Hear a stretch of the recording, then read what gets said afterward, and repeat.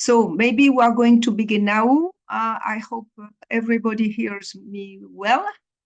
So, dear participants, we are very, very happy to welcome you to this fourth Vegan Finance webinar of ESSEC, which means it's the fourth time we hold such an event. Today we have 10 wonderful guest speakers. They are going to address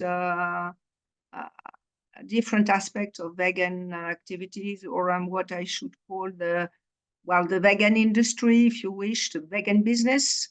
It will include, for instance, the market, the prospects, financial aspects, etc. This year, it's different from the previous years because we focus, of course, on food, agri-food, but we also focus on vegan fashion. Because vegan fashion, it's a very important activity. So it's a new aspect this year if you compare to previous years when we were more focusing on the food and agri-food industry. Now, for the process, you can ask your questions after each presentation. I advise you to raise your hand. I think on Zoom you can have a hand, and to ask your question directly to the guest speaker, because I think it's nicer. Now, if you prefer, you can write your questions in the chat, and I shall ask the question for you. It's up to you. But of course, the first option, I think it's nicer for the guest speakers. I hope everybody will enjoy this afternoon with our guest speakers, and do not hesitate, of course, to ask questions, but I underline it again, it's better to have them at the end of each presentation. Okay, so now, David, you are going to introduce this session. It's your first time with us, so I want to thank you again. I thank you very much for saying yes 4 times. Okay. So you are going to give a refresher of what veganism is, and after that you will tell us about the market. Okay, thank you, David. That is brilliant, and thank you so much for Veronique. So my name is David Pannell, and I am the founder of Vegan Business Tribe, which is a business support community for vegans around the world, and I'm also the host of a long-running Vegan Business Tribe podcast as well. Now, I'm just going to set my slides going on this, but just a warning that in my run-through, this did take me exactly 30 minutes for this presentation, so I know we started a little bit late, so I'll try and rush a little bit part of it. Well, don't worry. Yeah, but I was just going to say, if you do have a question, do drop them in the chat, and what I'll do is after the presentation, I'll go back through the chat and I'll try and answer questions directly there. So if you do have any questions as we're going through, please drop those in the chat and I'll be very happy to address those. So let me just share my slide presentation. So there we go. So if you can just hopefully you can see my lovely face on a slide there. Yes. That's fine, David. That's fine. Yes. Fantastic. Right. So let's get going with this then, shall we? And thank you very much for joining us on this session. As I said, my name is David Pannell from Vegan Business Tribe. And today I'm going to be giving an update on what's been happening in the vegan sector this year. And I'm going to be asking, especially in the light of all the kind of negative news headlines that I'm sure that you've all seen recently, are we really seeing the death of veganism? But before we get to that, with this being the first session of the day, I think it would be useful just to start by defining what veganism is for those of us who might not be completely sure. So here is a photo of 2 vegans, and that's myself and my wife, Lisa. And if somebody identifies as being vegan, then that person, as far as is practically possible, will exclude any product that is derived from animals or cause sufferings to animals in its production. And people might do this for ethical reasons. They might do it to reduce their environmental impact. They might do it for health reasons, or maybe a combination of all 3, as many of us do. And the obvious part of that is the food. So vegans don't eat meat made from animals, don't consume milk or dairy that's made from animal milk, don't eat animal products such as eggs or honey, and don't eat food that have any kind of animal derivatives in them. And you might think that actually that's quite straightforward thing to do once you've made that decision. But lots of animal products, they are really hidden away. And that's because in animal agriculture, there are a lot of what they call waste products. And as you can imagine, there are lots of leftover bones and muscles and skin and hair, meaning that those things are really cheap for other manufacturers to use in their products. So bones can be ground up and used to whiten sugar, disgustingly. Jelly babies and jelly sweets, they're made from melted down animal muscles and sinew, which is called gelatine. Leftover lanolin from sheep's wool, that's put into cornflakes to add vitamin D to it. And even many toilet rolls use animal fat as the glue to hold the layered sheets together. Can you believe it or not? Even your toilet roll probably isn't vegan. But it isn't just food, as we'll be talking about today. If somebody is following a vegan lifestyle, then that extends to the clothes they wear too. So vegans will avoid animal leather, wool, silk, and avoid cosmetic products that have been tested on animals too. So that's what veganism is, and it's not a new thing. The Vegan Society was founded in 1944. And the first vegan commercial products can be tracked back to the 1800s, such as this Protos vegetable meat that you can see here, created by the rather famous Kellogg family back in 1890. So if somebody tells you that vegan meat alternatives are just a passing fad, then it is a fad that's been going on for more than 100 years. But the vegan cause, it still has a long way to go. So to illustrate that, this is a recent headline story from the BBC here in the UK that announced that some scientists now think that animals might be conscious. Now, Charles Darwin in the 1800s wrote that there is no fundamental difference between man and animals in their ability to feel pleasure, pain, happiness, and misery. But here we have scientists in 2024 wondering if perhaps animals might be conscious. And this news story alone, it just shows the massive problem that we have in our relationship with animals. But it's not just our view of animals that still has a long way to go. If you have got any interest in veganism at the moment, you will likely have seen a parade of negative stories in your newsfeed telling you that veganism is on the way out, that veganism is in decline. So stories like this one in the Independent newspaper titled, "Veganism is over," and myself as a vegan, I couldn't be happier about it. I mean, if you really were a vegan, would you put your name to that headline? Or this story in the Telegraph, 7 reasons why 7 reasons why 2024 was the year that Veganuary died. And if you don't know about Veganuary, then Veganuary, it's a worldwide movement started by Jane Land and her husband, Matthew Glover, 10 years ago to get people to try being vegan for January each year. And this year, Veganuary's own YouGov survey estimated that a record 25 million people worldwide gave up animal products during January in 2024. And yet here we have a news story trying to convince the public that Veganuary is dead. So where are these stories coming from? Well, we have seen some high-profile plant-based brands struggle this year, such as Meatless Farm and V-Bites, and they both went into administration. And the media has used these examples to create a narrative that consumers don't want plant-based food anymore. What the same news outlets didn't report was that in both these cases, Meatless Farm and V-Bites, they were bought out of administration and their products, they were back on the shelves in just a few weeks. And the reason that this is a false narrative is because none of these newspapers explain that the real reason that these companies struggled is because the wider food manufacturing industry is in crisis at the moment. We are seeing hundreds of food manufacturers having to close down, especially in the UK, where Brexit, cost of living, energy prices, and many things like that, they have forced many previously successful manufacturers into insolvency. But you will notice that no one is saying that these companies are closing down because there's a lack of demand for food. But whenever a plant-based business company struggles, then that is the narrative that is created. And I think one of the huge successes that the meat industry has had this year is convincing the public that vegan and plant-based food is what they have called ultra processed, such as this article here, saying that ultra processed vegan food can cause heart failure.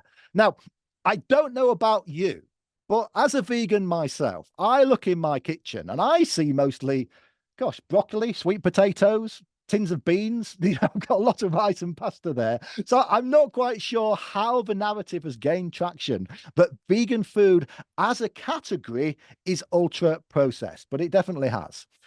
Veganuary's exit survey this year showed that 80% of the people doing Veganuary were worried about vegan food being ultra processed. And when I speak to somebody about veganism, the number one comment someone used to say to me was that they would go vegan, but they would miss cheese too much.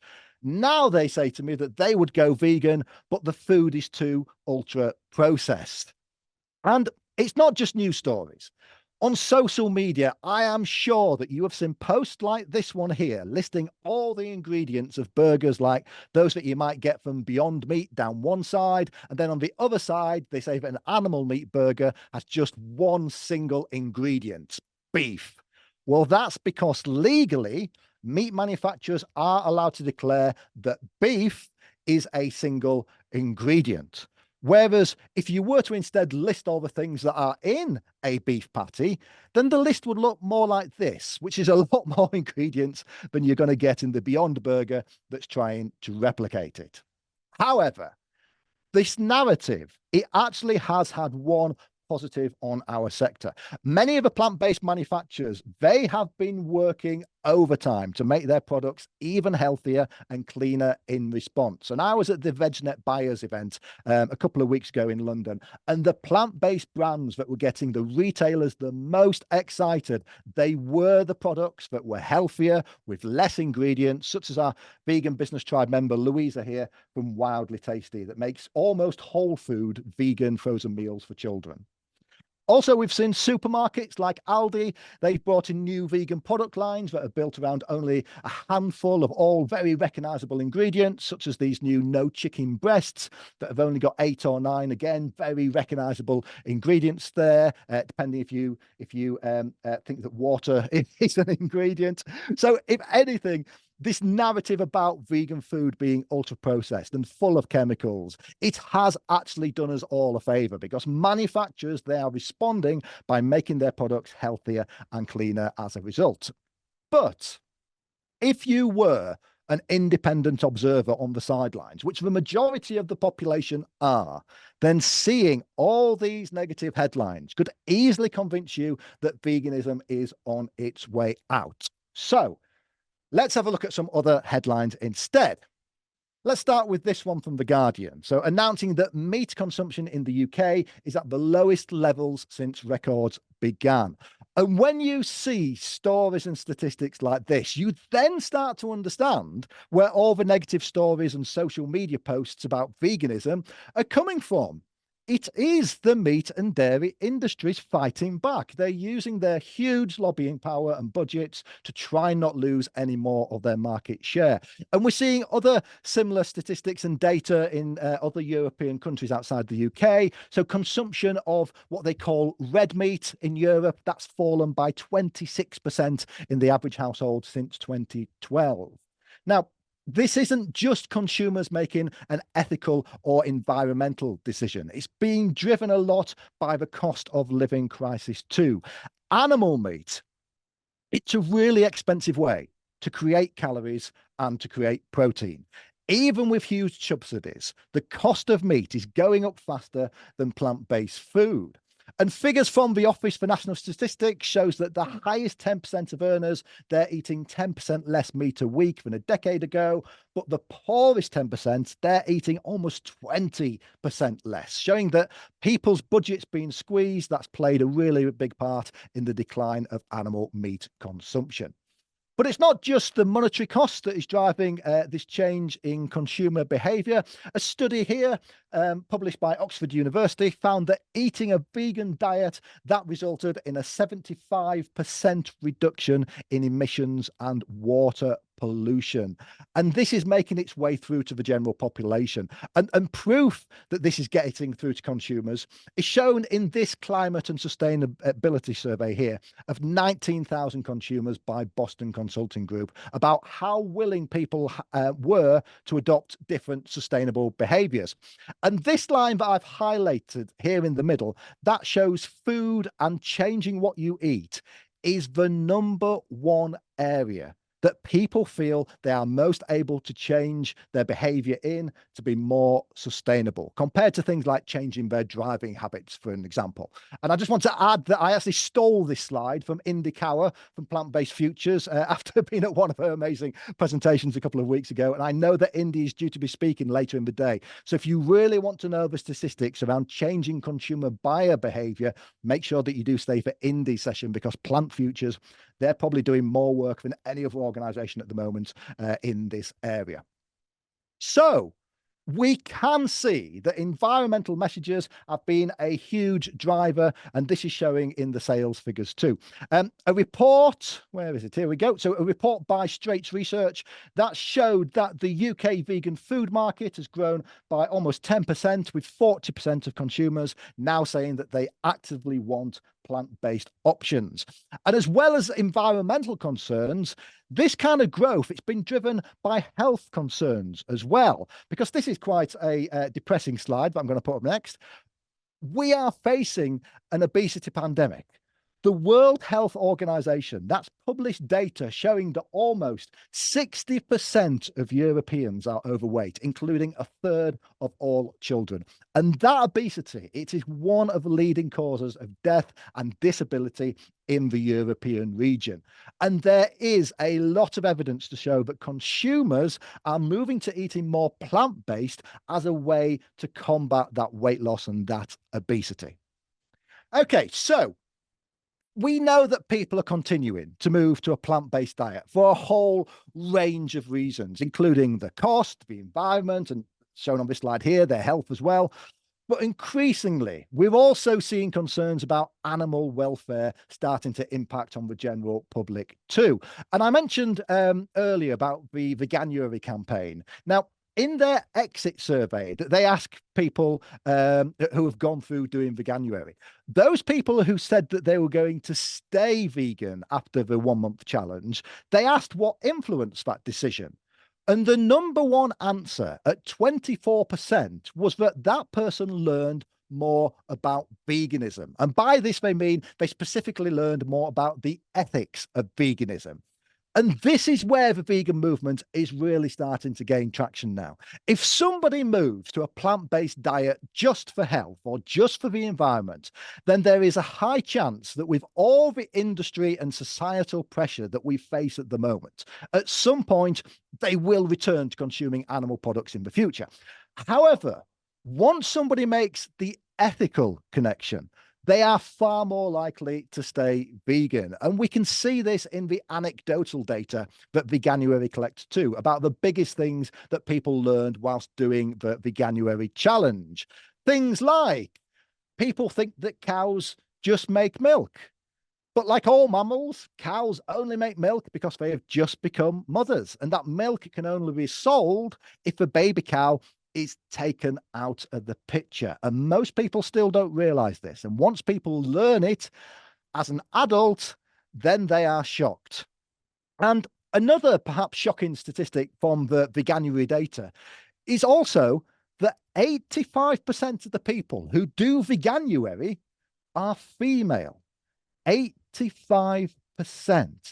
It is not commented on enough that veganism is a female-led movement. And we have to acknowledge that veganism has got a real masculinity problem that needs to be overcome. In fact, last year, the Vegan Society released a research paper suggesting that the overwhelming majority of the vegans in the UK and the US are female. And the main barriers stopping men going vegan included social stigma, ridicule from friends and family, and disinformation about nutrition too. But even with half the population seemingly resistant. People are not just buying more plant-based food, more people are actively turning vegan too.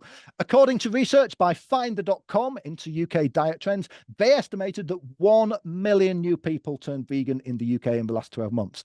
Now, Generation Z and millennials, they had the highest meat-free percentages, and we're seeing similar trends with young people across other European countries too. So in Berlin, for example, a report showed that almost half of all children in the German capital do not eat meat or hardly eat meat. So for those of us waiting for the vegan revolution, it is coming. We just need to wait a generation. Okay, so all of this is great news. But in that case, why are some of the most high-profile vegan food companies struggling if the popularity of plant-based eating is continuing to rise?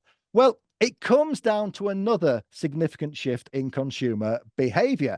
And I mentioned that I was at the VegNet conference last month in London. And the lady on stage here in blue, this is Katie Cross, and she is a senior buyer at Ocado supermarkets. And Katie explained that all consumers, they are buying less finished food products in general, and instead they're looking to buy what they term as supermarkets as ingredients.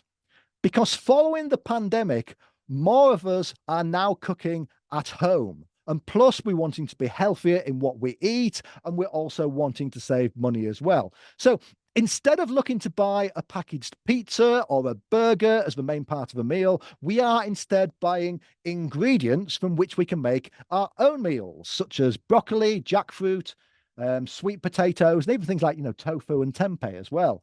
But again, to save money, we're seeing consumers moving to buying the cheaper supermarket own label products instead of the branded ones. And we're especially seeing this if we return to Veganuary's exit survey data here. So when people were asked which brands they had bought during January, supermarket own brand came out number one or number two in almost every single category. In meat alternatives, supermarket own brand, that came above any one brand. And Alpro and Oatly were the only two brands to come ahead of supermarket own brand in their milk and dairy categories, respectively. And this is why so many vegan brands have struggled this year.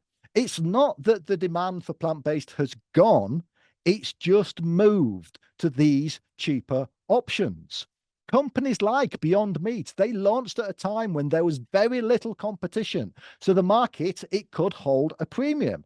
For example, there was pretty much, in fact, there was probably no supermarket own label vegan food maybe 5 years ago. But today, convincing the consumer to buy a branded vegan burger for £2 a burger, when you can buy a multi-pack of a very good supermarket own brand for 28 pence a burger, that is extremely difficult. Okay, so that's kind of the view of what's been happening in the marketplace. So let's just finish off this presentation by quickly looking ahead at what else we can expect to see next in the vegan sector. So first, just leaving that slide there to emphasize this, it will continue to be incredibly hard for new plant-based foods to get initial investment. A lot of investors, they jumped on the plant-based bandwagon, thinking that everybody would be the next Beyond Meat or Oatly, and a lot of them got their fingers burnt, meaning that companies will need to first prove their product and prove a marketplace for that product before investors are going to stump up the cash. And I'm hearing this from both sides now. I'm hearing it from investors and from plant-based startups who are really struggling to raise any kind of money right at the moment. But there is also some other interesting developments away from food too. I've talked a lot about the negative media and disinformation around vegan products in the session today, but there are people trying to do something about this. Just like in every other sector, artificial intelligence, or AI, is going to play a big part in vegan and plant-based. New not-for-profit organizations such as Open Pause, which you can see here, which was launched this year by our Vegan Business Tribe member, Sam Tucker, they are looking to leverage the power of artificial intelligence and AI to help promote veganism and to try and combat online disinformation. Celebrities, they're also still having a huge impact on consumers willing to try plant-based food. So do we have any Swifties in the room, perhaps? Well, if you do, then Taylor Swift, she's been promoting a number of plant-based alternatives on her world tour, partnering with different plant-based manufacturers in different cities to provide their products at her shows. And another indicator that we're not yet facing the death of veganism just yet is also that we're still seeing headline food companies such as McDonald's innovating with new plant-based offerings to meet consumer demand, such as the launch of this new vegan ice cream in the UK just in time for summer, or maybe what we call summer. Okay, so lots of interesting stuff going on. But I also want to finish this update by coming back to a topic that I spoke about in quite a lot of detail last year in our industry update, and that is cultured meat and precision fermented dairy. And if you haven't heard of these terms before, then cultured meat, also known as lab-grown meat, and precision fermented dairy, they are manufacturing processes that are able to create real animal meat and real cow milk without using animals. And if adopted into the mainstream, they will potentially, well, maybe give us a vegan world in a single generation, because there'll be no need to convince consumers to change their behavior or to go and give up cheese. And as you can see on this graphic on screen here, these processes and these products, they're already being marketed as cruelty-free and better for the environment. And in an indication that these processes are gaining momentum, Danone, who are France's largest dairy company, they have launched a new centre to develop precision fermentation milk production, investing 16 million euros to create a demonstration scale production line. And also the US Department of Defense, they're currently asking for proposals to develop real-world applications for cultured or lab-grown animals and meat, offering grants of up to $2 million to companies and organisations if they can do that. And then, just as a final comment on the sector, I'm going to leave you with this new brand that's just launched in UK supermarkets, and it's called Smug Dairy. And I don't know if you've seen this before, but Smug, they've just launched this new range of blended dairy products, and it blends cow milk and oat milk together to give consumers what they call the goodness of both dairy and plant. Now, on the face value, some may think this is a great idea, a way to reduce people's consumption of dairy by giving them products that are a mix of both. You know, you could maybe view this as a gateway to plant-based. Well, don't be fooled, because Smug, it's a new brand from Kerry Dairy, one of Europe's largest dairy companies based in Ireland. And don't think for a minute that a company like Kerry are going to launch a brand that is going to encourage customers away from their core products. This is still cow milk. In fact, if you look at the ingredients, you will see it is 75% cow milk, but with added oats. But they are attempting to repackage their product to be appealing to those people who are consistently turning away from dairy. And we're going to see more of this. We're going to see more meat and dairy companies trying to confuse customers at the point of purchase.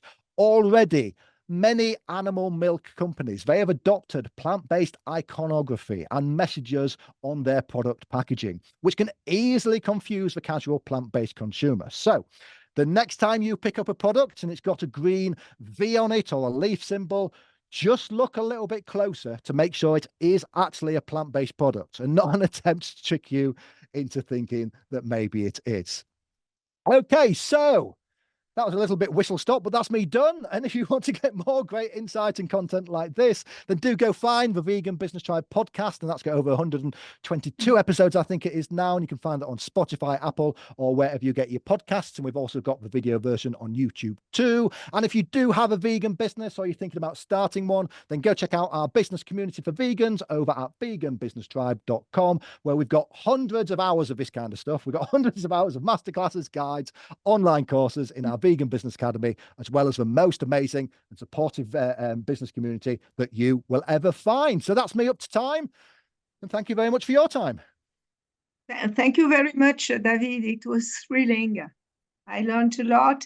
I was following a discussion on the chat, so I think some person in the chat answered the question, so that was a discussion, but it's related to the what's going to happen if everybody shift to plant-based diet, so for agriculture, etc. So what is your, can you tell us about your point of view on that? So when you say everyone turns to the plant-based diet, do you mean what will happen to the animals? What will happen to the ecology? Well, if we go to plant diet, it means that it's going to change the, let's say, the classical business model or the classical economic, you see, profile of human activity. Yeah, absolutely. So this is a very long conversation, which I'll try to condense into about 60 seconds if I can. So first of all, it's important to remember that we are already growing enough plants to feed the population of the world. But those plants, they are currently being given to animals. Their animals are being grown. We're using lots of water, lots of other things to then create a product, which is, as I said in the presentation, is a very inefficient way of creating calories and protein. So in terms of, what will happen, if we do move to that plant-based world, we're going to have a lot more land, we're going to have a lot more water to be able to do all sorts of wonderful things with. So that's the first part. In terms of the business models, it kind of depends how quickly that happens. I don't think anybody thinks that people will move to plant-based in a year or a couple of years. We're looking at a generational shift here. And when we're looking at a generational shift, that means that things are going to adapt over time and there's not going to be a big shock to businesses. However, if things like precision fermented dairy and cultured meat, if that gets traction very quickly, then kind of nothing is really going to change, because we don't have to convince that end consumer to change anything that they're doing. Instead, they'll still go and eat their burgers, but it will be a burger that's been grown in a factory rather than a laboratory, instead of come from an animal. So that's actually the quickest route to getting what we're going to do. So I don't think anybody thinks it's going to happen overnight, because that would mean that all sorts of changes happen very quickly. But we are constantly seeing, like dairy companies. So many dairy companies are moving to growing oats and plants instead of raising cattle on their land now, just because they see the way that the marketplace is moving. So I suspect we'll continue with that kind of slow, steady change, and that's where we'll see the business world going to. Okay. I don't see, I'm just checking. I don't see another question. Nobody has a question. We can maybe go to next topic. Thank you again, David. Thank you so much. Thank you so much. Farah from Triodos Investment Management. Farah, you are going to tell us about your activity, and you are going to present your Food Transition Europe Fund. Okay. Yes. So I let you introduce yourself and explain what your Triodos Fund does. Perfect. Thanks, Veronique. I'll try to live up to David a bit pace. Not sure I will manage that, but I'll do my best. So let me share my screen.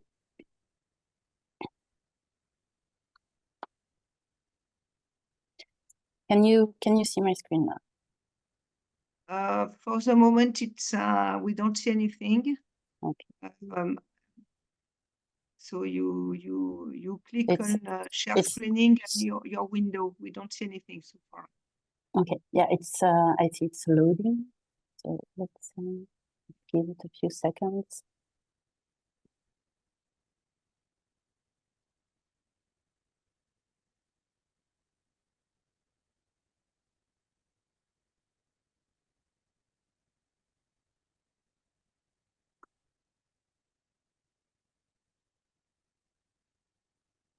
Do you cope? Yes.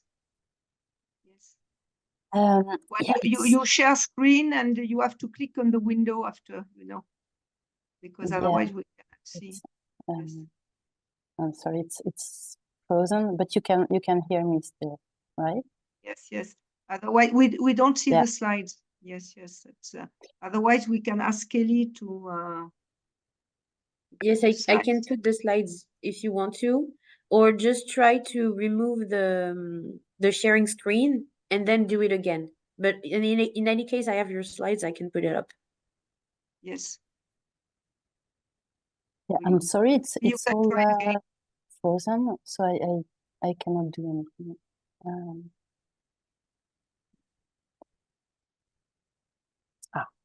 Yeah. Okay, so you want to do it again, and otherwise, Kelly will put them on the screen. If you don't succeed, I know it depends on the computer connection, etc. So yes, that's good. So can you make it full screen, Farah? Yeah. Which means you have yeah, that's great, wonderful. Finally. sorry for that. Very appetizing, by the way. So yeah, we try. Right. So my name is Farah, and I work for Triodos Bank Group, which is a banking group that was founded over 40 years ago in the Netherlands, on the premise that it would only finance activities that are good for society and for the planet. So more specifically, I work for the investment management company, Triodos Investment Management, and we we focus on several transition themes, and food is one of them. So I will today focus on more specifically on the food and agricultural transition, and obviously as part of it, vegan finance is really at the core of what we do, but more specifically focusing on food and not so much on fashion. So to finance the food transition, besides the activities of the bank, we have a private equity food transition Europe fund. So it's all in the title. We provide equity to food companies or companies active in the food value chain in Europe. We currently have 11 portfolio companies in 8 countries in Europe, and so we are open-ended fund. So we have a long-term investment horizon, which is well suited for agriculture in particular. So that's for us. Maybe before we start, I thought I would start with a very short quiz. Do you know which European country has the highest meat consumption per capita? So I'll give you a few seconds to think about it. Don't Google it. Or you can also put your answer in the chat.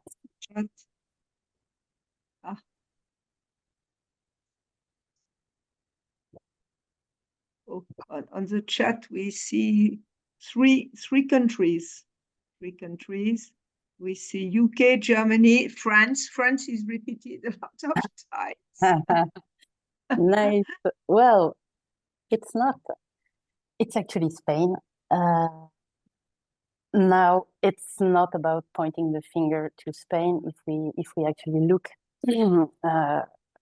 I think Spain, Austria, Portugal, France is indeed number 4. Italy.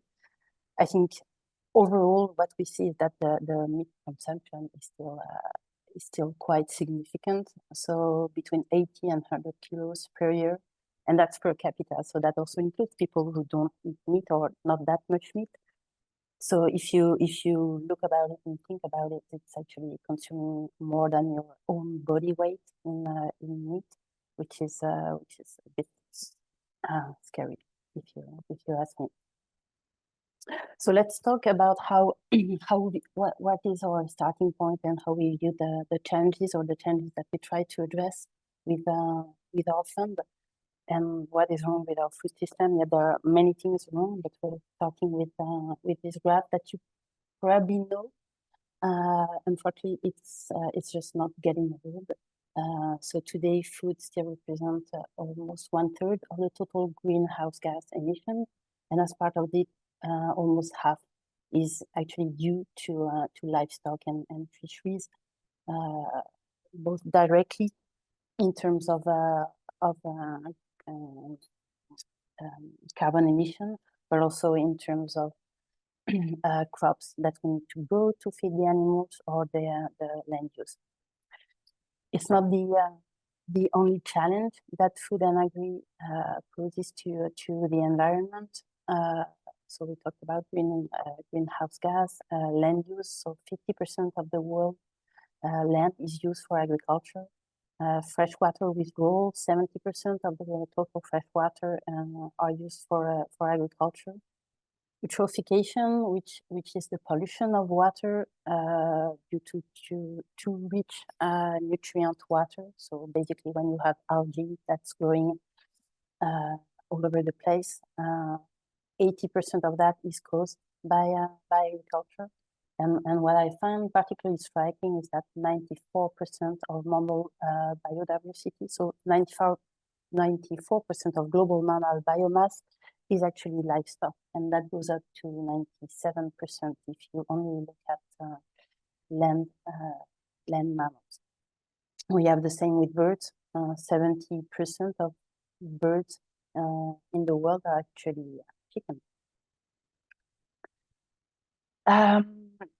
Just zooming in on land use, I think this graph is particularly telling.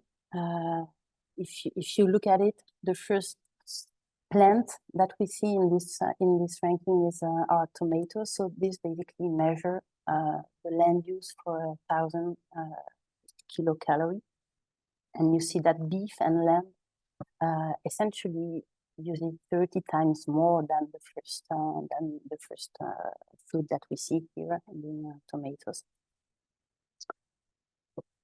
Now, and I think David touched upon it earlier. I think it's not all dark and it's not all gloomy, certainly not. And there are good intentions, and we're trying to do better. I think we all, to some level, we're all aware of the challenges posed by the way we produce food today, and many of us are really trying to consume less meat and to in general just eat more healthy meals. Issue with that is that it takes time to actualize. So while we do have good intentions, we see that we still predominantly remain meat eaters. I was actually surprised seeing this chart that only 13% of us are flexitarian, 5% vegetarian. The other categories are so very little. It takes time. It takes time to change your habits. And yeah, now bear with me. And these graphs are a bit dry, maybe. But they're also very telling, and they relate to the previous graph. What we see basically, we are measuring here the meat consumption per type of meat, so beef, sheep, pork, and poultry, and per categories of country. And we look at historical and projection. So this is from the OECD and FAO Agricultural Outlook.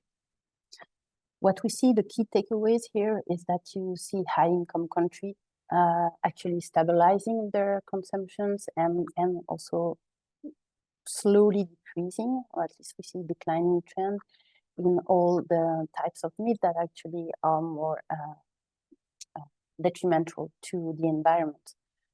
So that's great. What is less great and also raise some concern is that upper middle income countries and lower middle income countries are also then on more rising trend, and this is a key challenge because behind it, what is not captured in this graph are the population size. So this tells us that we really, what we do is on the right direction, but we need to do more and we need to act faster. Okay, one last one. Also very telling.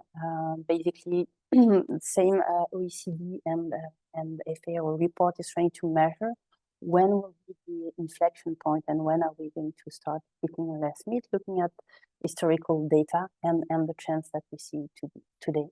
So if we only look at all countries, high income country, we see that the inflection point is actually behind, or we are on the right track. But if we take a more global picture, what they project is that we will only start consuming less meat by 2070.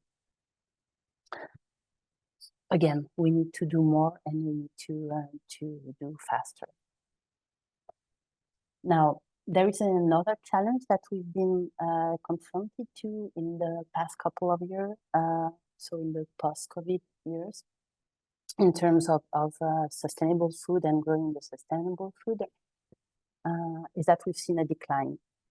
So I've taken the French organic market here, which I think is representative of what we've seen in Europe globally, and organic being also a proxy for all kind of more sustainable food. And we've seen a decline. We've seen a decline as well in vegan sales. And there are several explanations to that. I think David also touched upon it in his presentation. One has been the high inflation, and of course, when there is high inflation, it's no surprise that people will turn away from more premium products. And sadly, sustainable food are still kind of categorized, or at least from a price point perspective, they're still more of a premium food than mainstream. And people have turned away when you have to make choices, then obviously, and it's about feeding you and your family, then you just have to do what makes sense financially for you.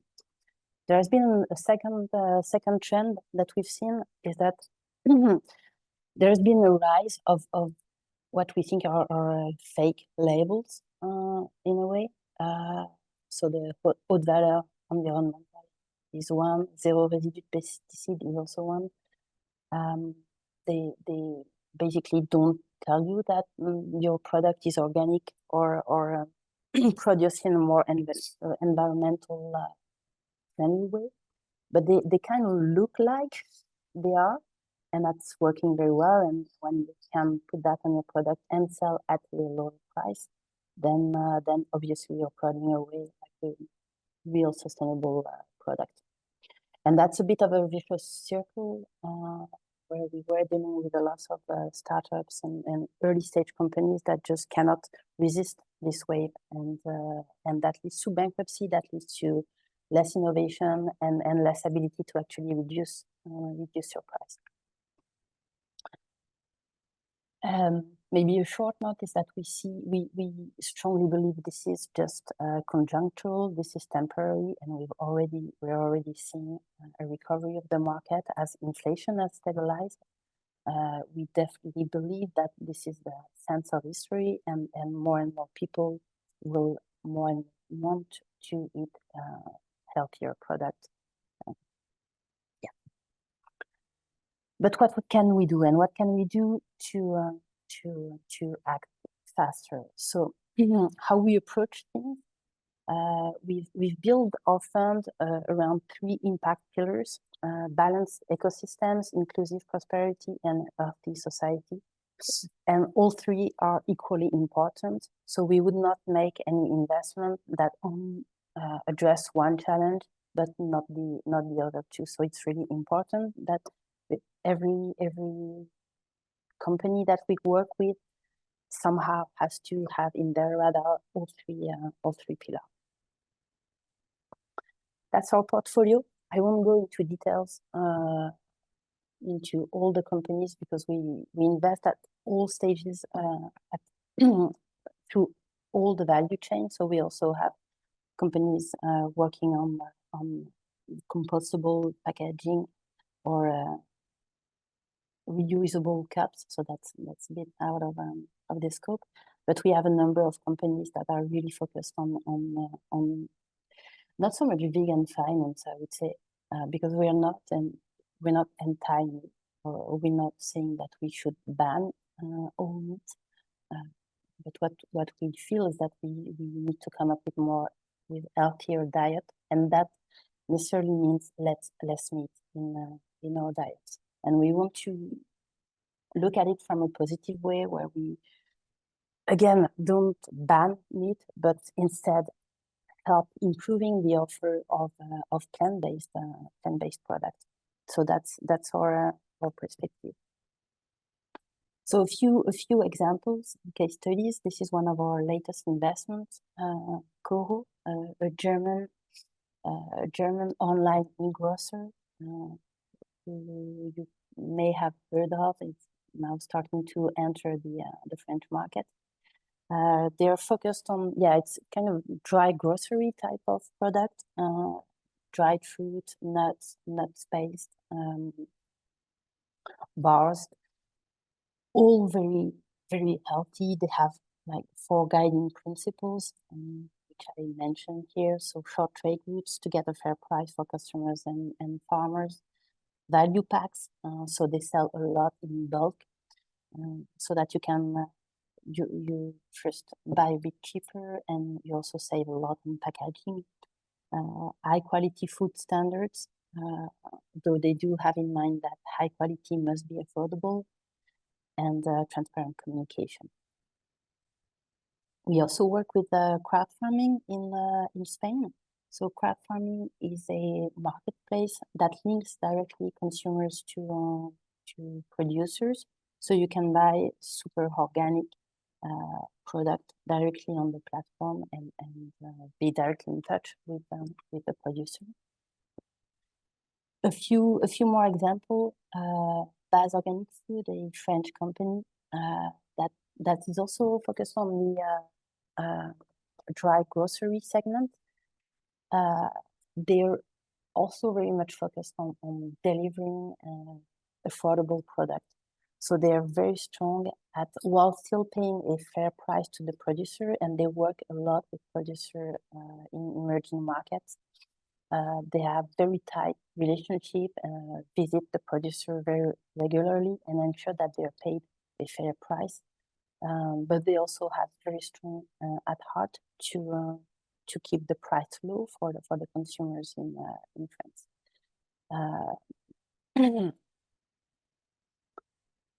We also have Stat Salad in Germany.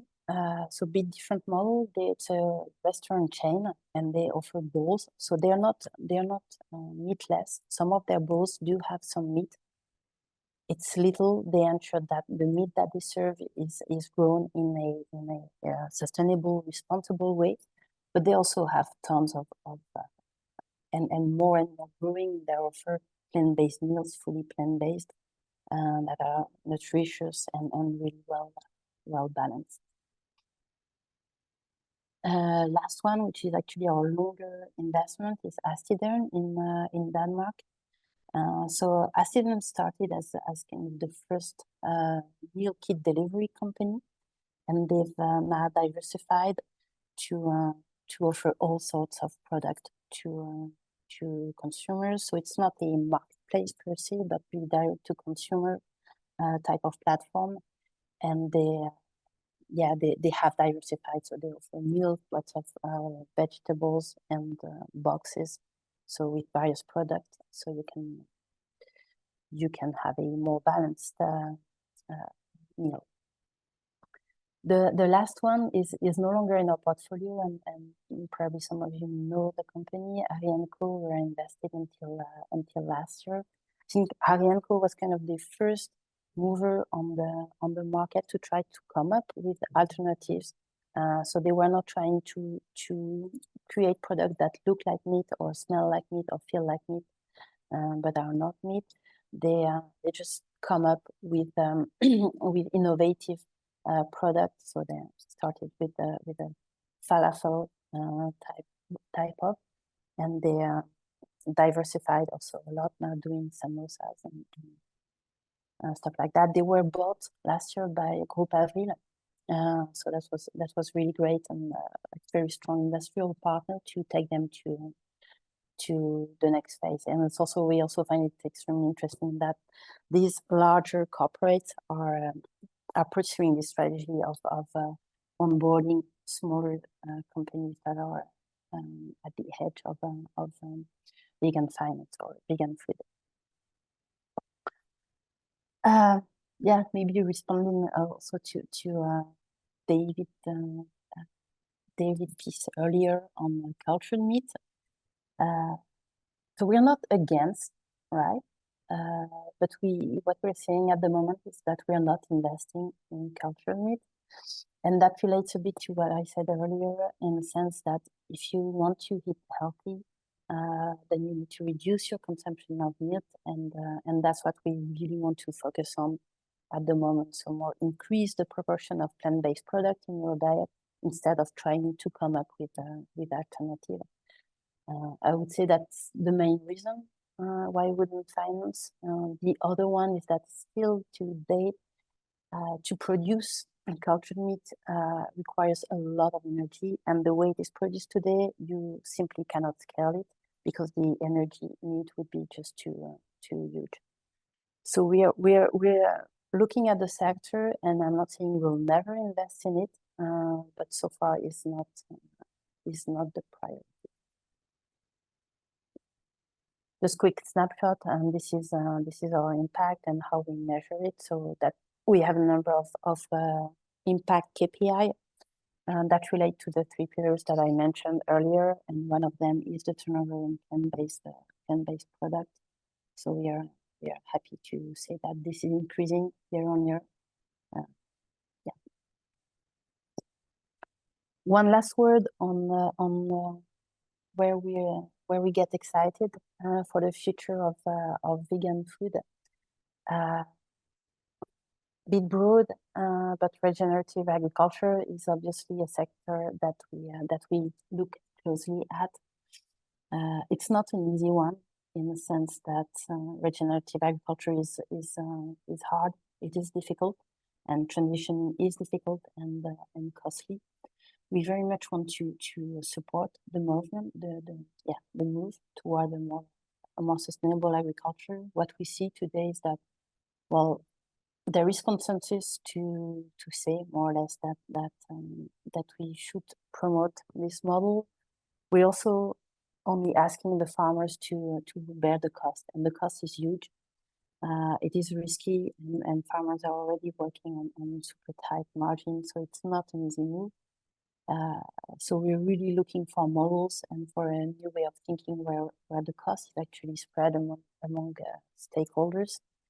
I don't have time now to go too much into details, but I'm happy to discuss separately, because that's a really fascinating sectors. And we've also looked a lot at, carbon credit could be one of the tools that we use to help and promote the transition. But what we see today is that it's still not enough of an incentive to farmers, and still too much of a burden is put on them to transition. The other sector that gets us quite excited these days is seaweed.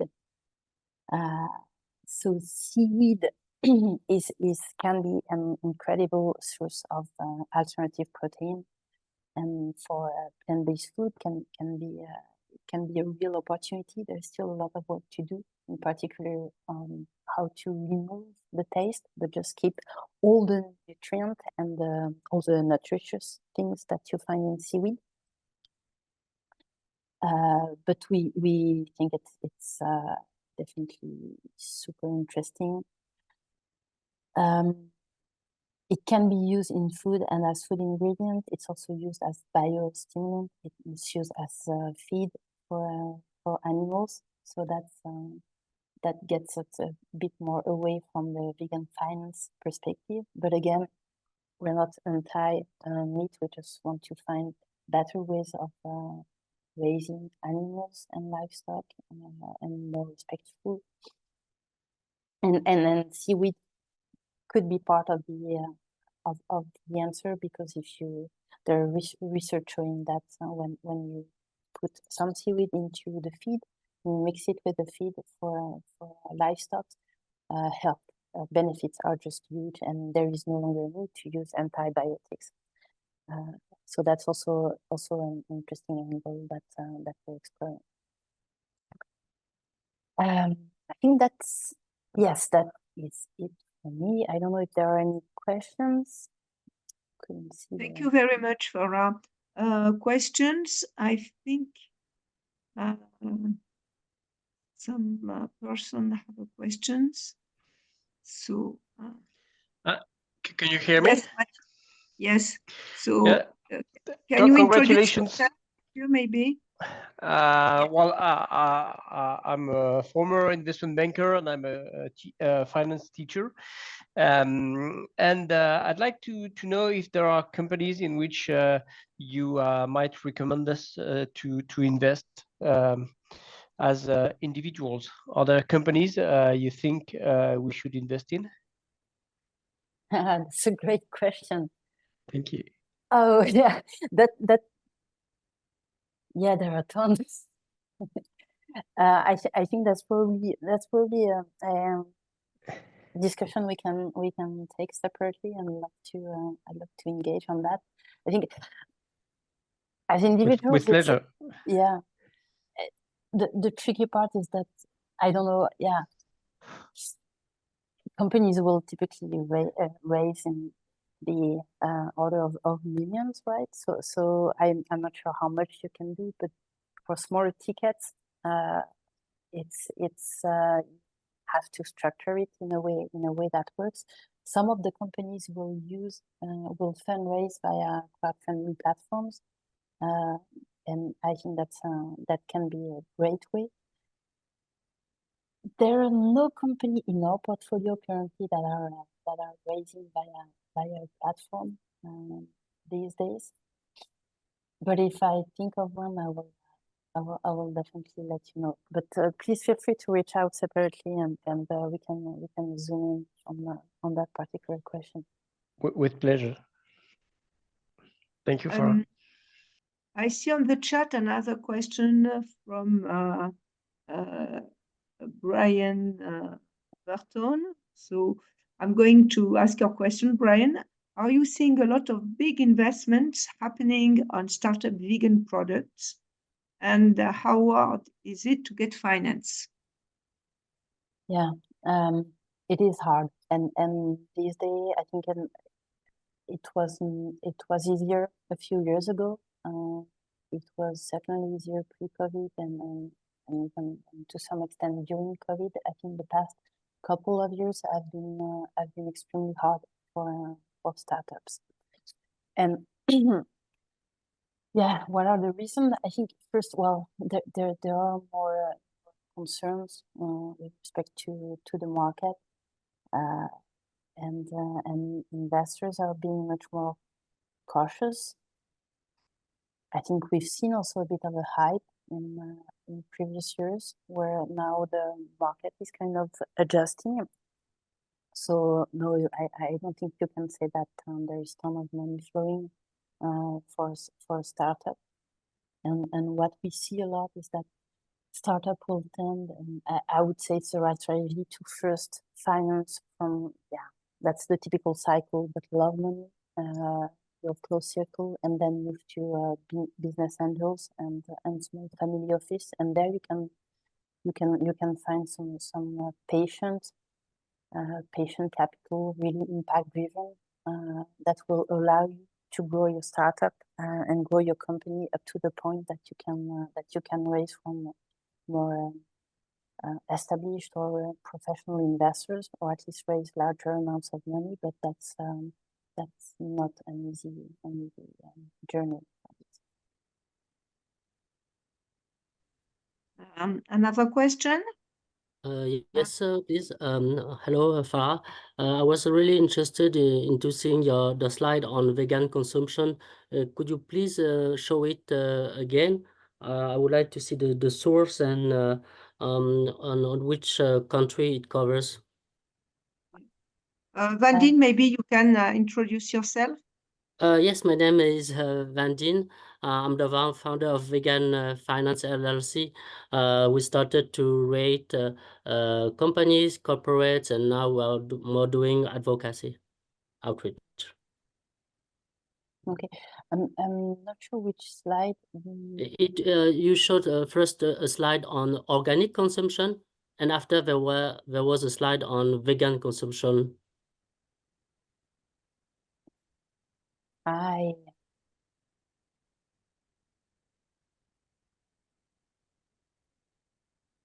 This one. This one is interesting, but and just before there was a slide on organic. It's organic, I guess.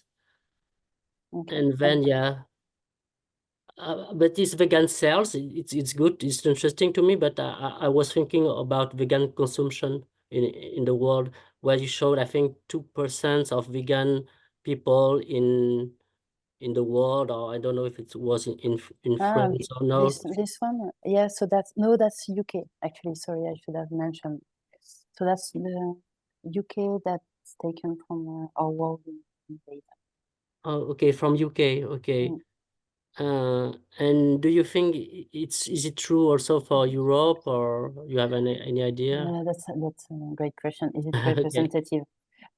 Intuitively, I would say it is representative, but don't quote me on that, because I couldn't find. I was actually looking for a more global picture, and I couldn't find that data. So intuitively, I would say that's kind of representative, but yeah, that's based on intuition. Okay, thank you very much, Farah. Thank you. Another question. I'm going to check the chat. Farah, just a last question. I know we are late, but I wanted to ask you, what is your minimum ticket? Because I've understood that some early companies will go to business angels and, or family offices, but so you are above us. So what is? So we come a bit later in the life cycle of a company. So we don't necessarily. We have a mix, a balance of early stage pre-profit companies, but also mature. So we are not a venture capital fund. We really have a balanced approach, and minimum ticket size, I would say 2 to 3 million. 2 to 3 million. And you are more, so you are impact investing. That's what we could say. Yes. So you also finance circular economy activities. Yeah, we do. So Triodos Investment Management has 6 billion under management. Out of this, 2 billion is invested directly in companies. So that includes the food fund.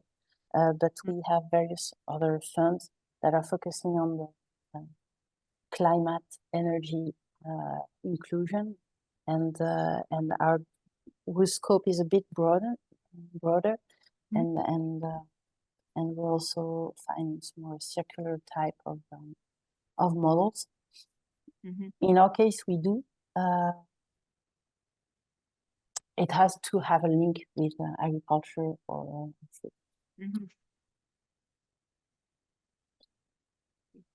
Thank you, Farah. Now we are going to welcome Suzanne and Indy. So, Suzanne, yes, happy to meet you. Welcome, Suzanne. So maybe I'm going to let you explain what you do, and you are going to explain what you're going to focus on. Okay. Yep. Thank you, and sorry for the being late in the planning. Not a problem. Yeah.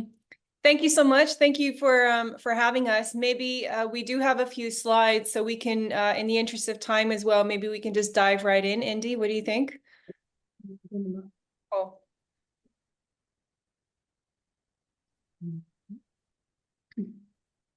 I'm so hard to see how to put it in full screen. Oh yeah, there you go. Good. Okay. That's great. Amazing. So maybe I'll start, Indy, and then you can take over. That's okay? So hi, everyone. My name is Suzanne van der Marel.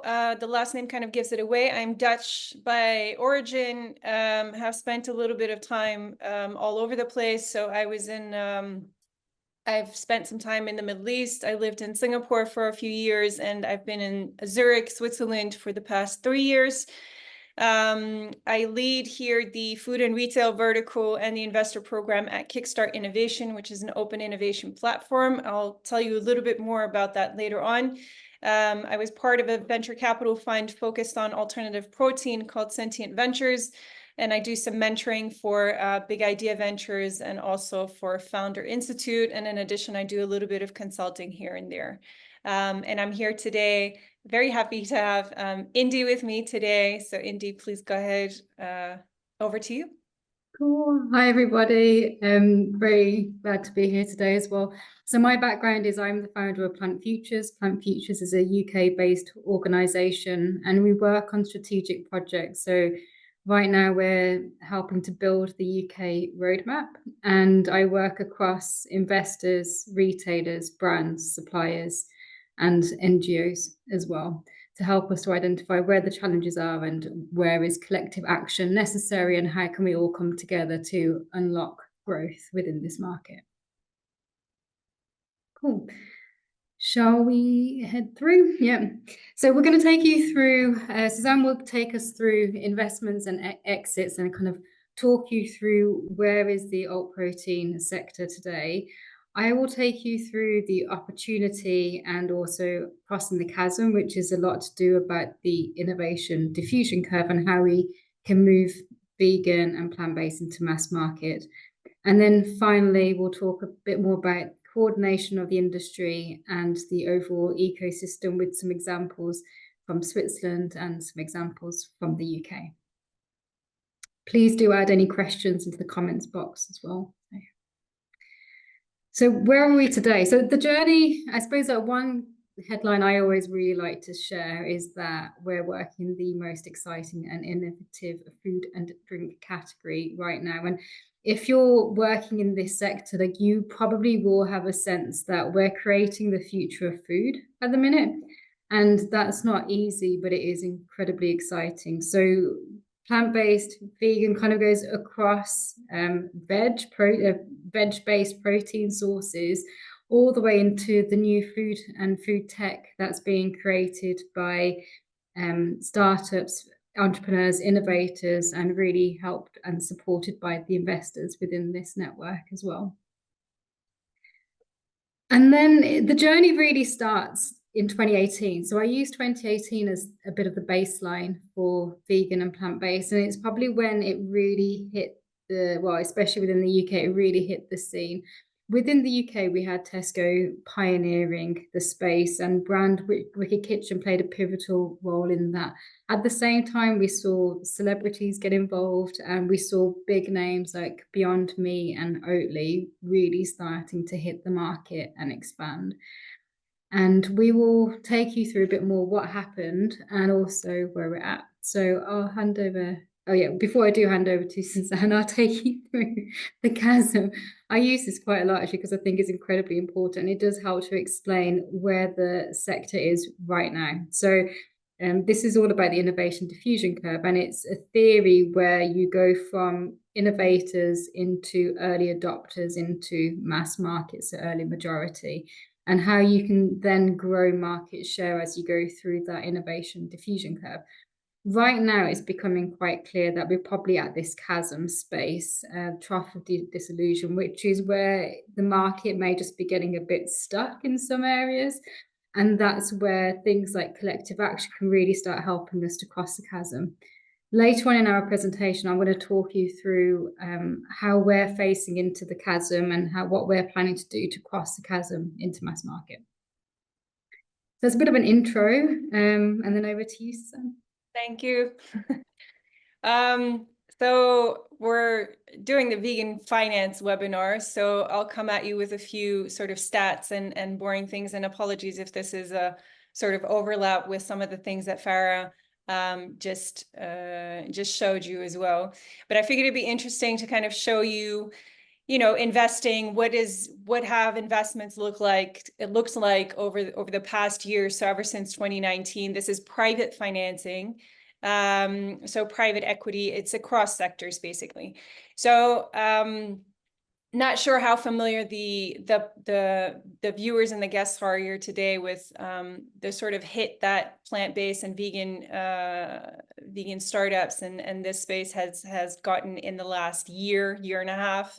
But it is a bit across the board, right? So everything in private equity over the past sort of year, especially last year, but ever since the second half of 2022, has gone down. So you can see it's not just alternative proteins, it's also climate tech, it's fintech, it's pretty much everything. I think climate tech comes out of this graph as sort of best one in class. But you can see that the trend has been kind of going downward. 2021 was an absolute top year with very much an overvalued market in terms of private equity and venture capital. And ever since, it's been declining a little bit. And we like to call it a little bit of a correction. It might be a little bit of an overcorrection, or that's how it feels anyway. But a correction nonetheless. If we could go to the next one, please. Then besides sort of Beyond Meat and Oatly that Indy just mentioned, there have actually been a few more companies that have exited in this space, in the plant-based food space, vegan food space. The ones that I've mentioned below here are not all of them, and a number of these are also very small public equity companies now. So for example, Moolec is on the Canadian Stock Exchange. These are so-called blue chip companies, so not the big, huge exits that you would expect. The Vegetarian Butcher, for example, was acquired by Unilever in, I believe it was 2019 or 2020. And so here again, you see the same sort of evolution from 2018. It goes up 2019, then 2020 is a bit of a dip, and then 2021 is the clear winner here in terms of exits and in terms of activity in this market. And then 2023 just kind of took a hit in general. The next one, please.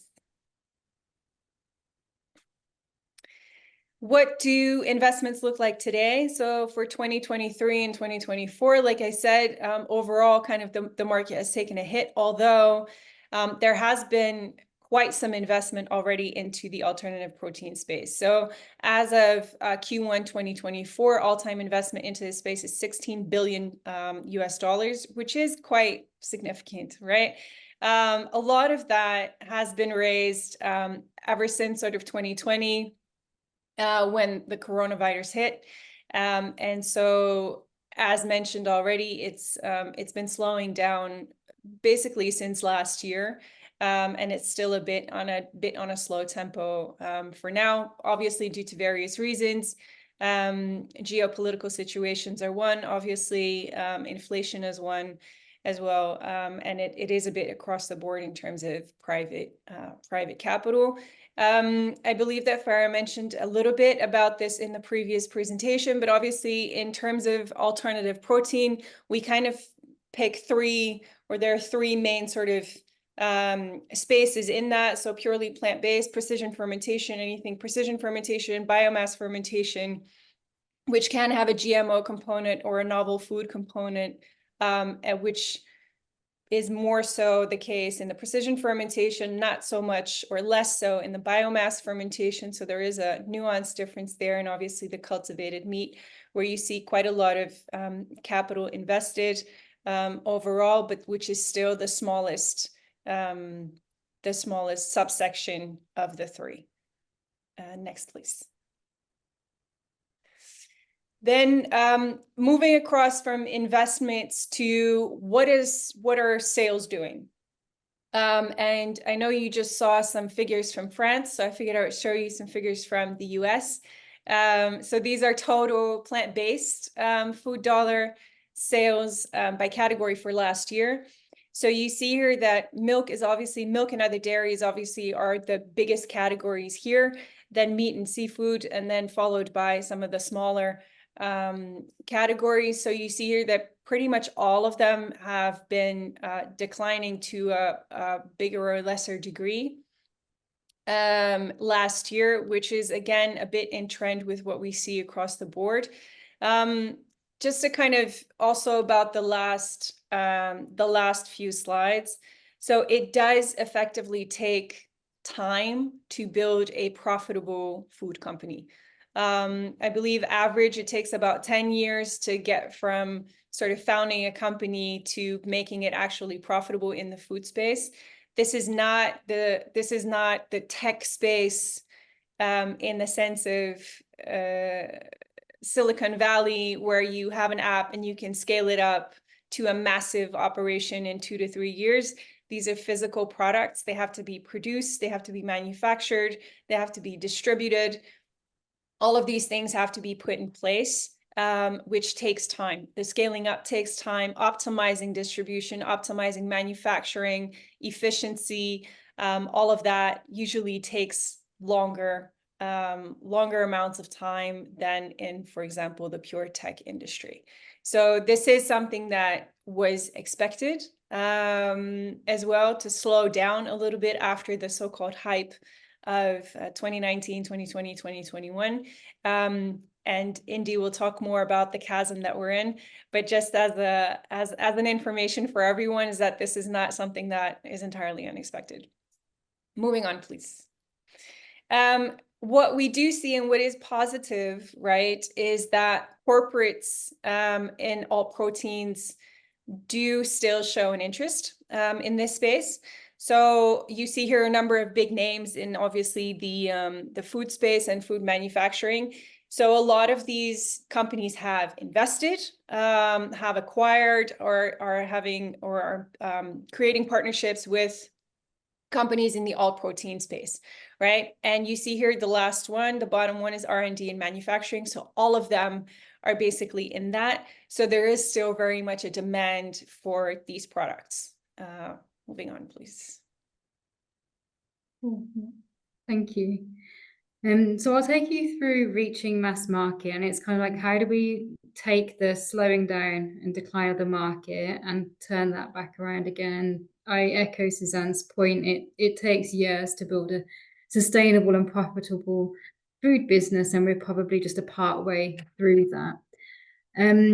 One thing that is important to reiterate is how innovation diffuses across the food sector, which is very different to the tech sector. And what we could probably say is that in the early years, we attracted a lot of the vegan, vegetarian, flexitarian, pescatarian markets. We were able to fulfill unmet needs. So that was like the quick boom, because on a vegan diet, it wasn't very well catered for in retail or food service. Very quickly, lots of innovation was launched into market, which then filled those unmet needs, which was brilliant. We're now in a place where we could probably say, at least in the UK and most of Europe, those unmet needs have been met, and now it's about crossing the chasm. Crossing the chasm essentially means to be ready and prepared for the next wave of consumers. And what we've learned is their preferences and motivations are very different. And that's probably what's creating this stopping point, or this plateau at the moment. From a recent piece of research we carried out, we found out that actually a flexitarian believes more that high amounts of meat might cause health problems. Whereas an omnivore, meat eaters, they believe more that lots of meat is nutritionally necessary. And until we've kind of understood how to reach that omnivore market, which is how do we influence or change their entrenched beliefs around food, that's when we're going to start seeing growth back into the consumer market and seeing that demand come back. We also learned that the cultural norm is quite different. So this is called a semiotic square, and it can help to identify where the cultural norm sits at the moment. What we found was, at the moment, we have a cultural norm that plant-based is seen as a lifestyle and or an ethical choice, same as veganism. And we have that cultural norm that lots of meat is nutritionally necessary. What we don't have yet within the category, within the consumer market, is plant-based being seen as nutritionally necessary. And we can probably say that in Western markets, we have a deficiency in fiber, so veg and whole foods and whole grains, but not necessarily a deficiency in protein. So this is an incredibly important part, both from health of nations and also where the white space, opportunity and headroom for growth is. But it's incredibly difficult to create a new cultural norm, but I'll take you through what approach we're taking. So we also found where this group, who is the kind of influential group, who is the new target group? We took the UK market and we were able to split it into essentially 1/3, 1/3, 1/3. And we'll carry out the same analysis for European markets, but at the moment I feel that it's going to be somewhat similar. Maybe some of the numbers will change, but somewhat similar. We can say that 1/3 of the market are meat eaters, omnivores, who are just less open to eating plant-based meat. It would be very difficult to convince them to do otherwise. 1/3 of the market are omnivores, but that third is they are open to eating more plant-based meats. That's the green box. That now becomes the new target group because they're not yet doing it, but they are interested. And then you have 1/3, roughly 1/3 of the population who are already on that journey. So they would be flexitarians, vegans, vegetarians, pescatarians. So what we said, or what we are saying, is that this future group, the next wave of consumers into plant-based, is most likely going to come from open omnivores who are more open to eating plant-based meats. And then coordination and ecosystem. So this kind of comes into, okay, well, how do we now start reaching that market? So I'll pass back over to you, Susanna. We can talk through Switzerland. Thank you. So Indy has more expertise on the UK market, and I have a little bit more expertise on the Swiss market. So we'll take you through sort of some initiatives that we're doing in both of these markets in our respective efforts. So if we could move on. So maybe a little bit about Kickstart. So Kickstart is, like I said, an open innovation platform. So we take an open innovation approach to helping organizations succeed at becoming more sustainable and inventive by accelerating collaborations with well-established startups. So what does that mean? Is essentially we facilitate startups, partnerships, pilot projects between startups, as well as between startups and corporates, mainly corporates. So we do this across a range of verticals. So I lead the food and retail vertical. Overarching all of that is sustainability. So we take a sort of angle in terms of circular economy principles and a sustainability principle overall. So what actually now comes out of that? We've seen that this is a tricky space. It takes a long time to get a company to profitability. And additionally, what you're doing here is building an entirely new category. So that takes time. It takes obviously consumer persuasion. It takes good products. It takes continuous innovation. That's essentially what we need to have. And so in Switzerland, just to maybe illustrate, these are some of the what we call success stories, or some of the projects that we've done. So the first one, maybe this. So we work with a bunch of mainly corporate partners in Switzerland. So a number of these is what you can see. So we do a lot of work, for example, with Coop. We do some work with IKEA for food and retail. So these are relatively big companies that have quite some weight in the market, right? So if they decide to do a pilot project with a startup, the startup gets quite some visibility and you get good testing in the market. You tend to get good consumer feedback on that. So it is a scale where you can see some return and some proper feedback in terms of what you're doing. So yeah, now we can go to the next one, please. So this is one of my sort of favorites in particular. So Kerntech is an Austrian startup that creates, works with upcycled apricot kernels, let's say. Normally, seeds from apricots are food waste. And if you look up the numbers, I believe it's about 40 million tons in total. I'm not entirely sure on the number. It's a huge number every year that gets thrown away and wasted. And so Cairntech found a way to upcycle these kernels into, for example, roasted nuts. They taste quite similar to almonds. And so most recently, they've co-developed with Coop. So Karma is Coop's private label brand. They've co-developed with Coop a plant-based milk from these upcycled apricot seeds. So what happened is that Cairntech applied for the Kickstart program. We took them through. They got into contact with Coop, and then they kind of started working together. And this has resulted in, I believe they were on track to have 11 SKUs together with Coop in stores. And so this has helped Cairntech also raise their last round, which is a 12.8 million Series A, which was last year, essentially. And then the next project is, I think, a company that most people in the call would be familiar with by now. Planted is a Swiss company and kind of went through the same sort of trajectory as Cairntech, although they had a bit more, being a Swiss company, they had a bit more support from the entire startup ecosystem here in Switzerland. So Planted creates quite clean, actually very low ingredient count number of plant-based meat products. So on the right, you see their newest product, which is a plant-based steak.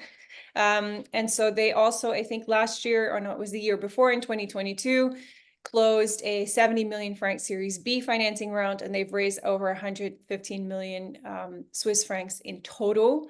And they also started in 2019. So they're a fairly young company. They are busy expanding into other markets, among which also into the UK, which Indy might mention as well. But so these are actually quite good examples of how innovation between startups and corporates can help these products and these companies scale up. Over to you, Indy. Great, thank you. Yes, and then what I'm looking at, so following on from open innovation, all the really great innovation that's being launched in the market, I'm then looking at how do we create the pull from consumers. And what I was showing earlier in terms of actually to reach this new set of consumers, we're going to need to kind of start shifting beliefs around food into realizing that plant-based is nutritionally necessary. This is where collective action becomes necessary. So the approach in the UK is being to build a roadmap for growth. And we've done this through running a series of workshops. We ran 2 workshops on alt proteins, and now we're next running a workshop on whole foods, so veg-led and whole foods.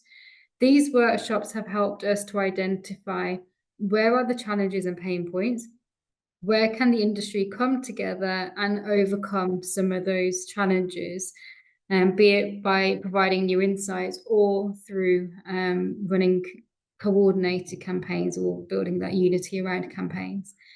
So what we have discovered so far is that, yes, we are able to build this collaborative and collective voice. We've had over 60 businesses and organizations, including academics, take part. And we've been able to share insights, cross-pollinate ideas, and build that powerful voice.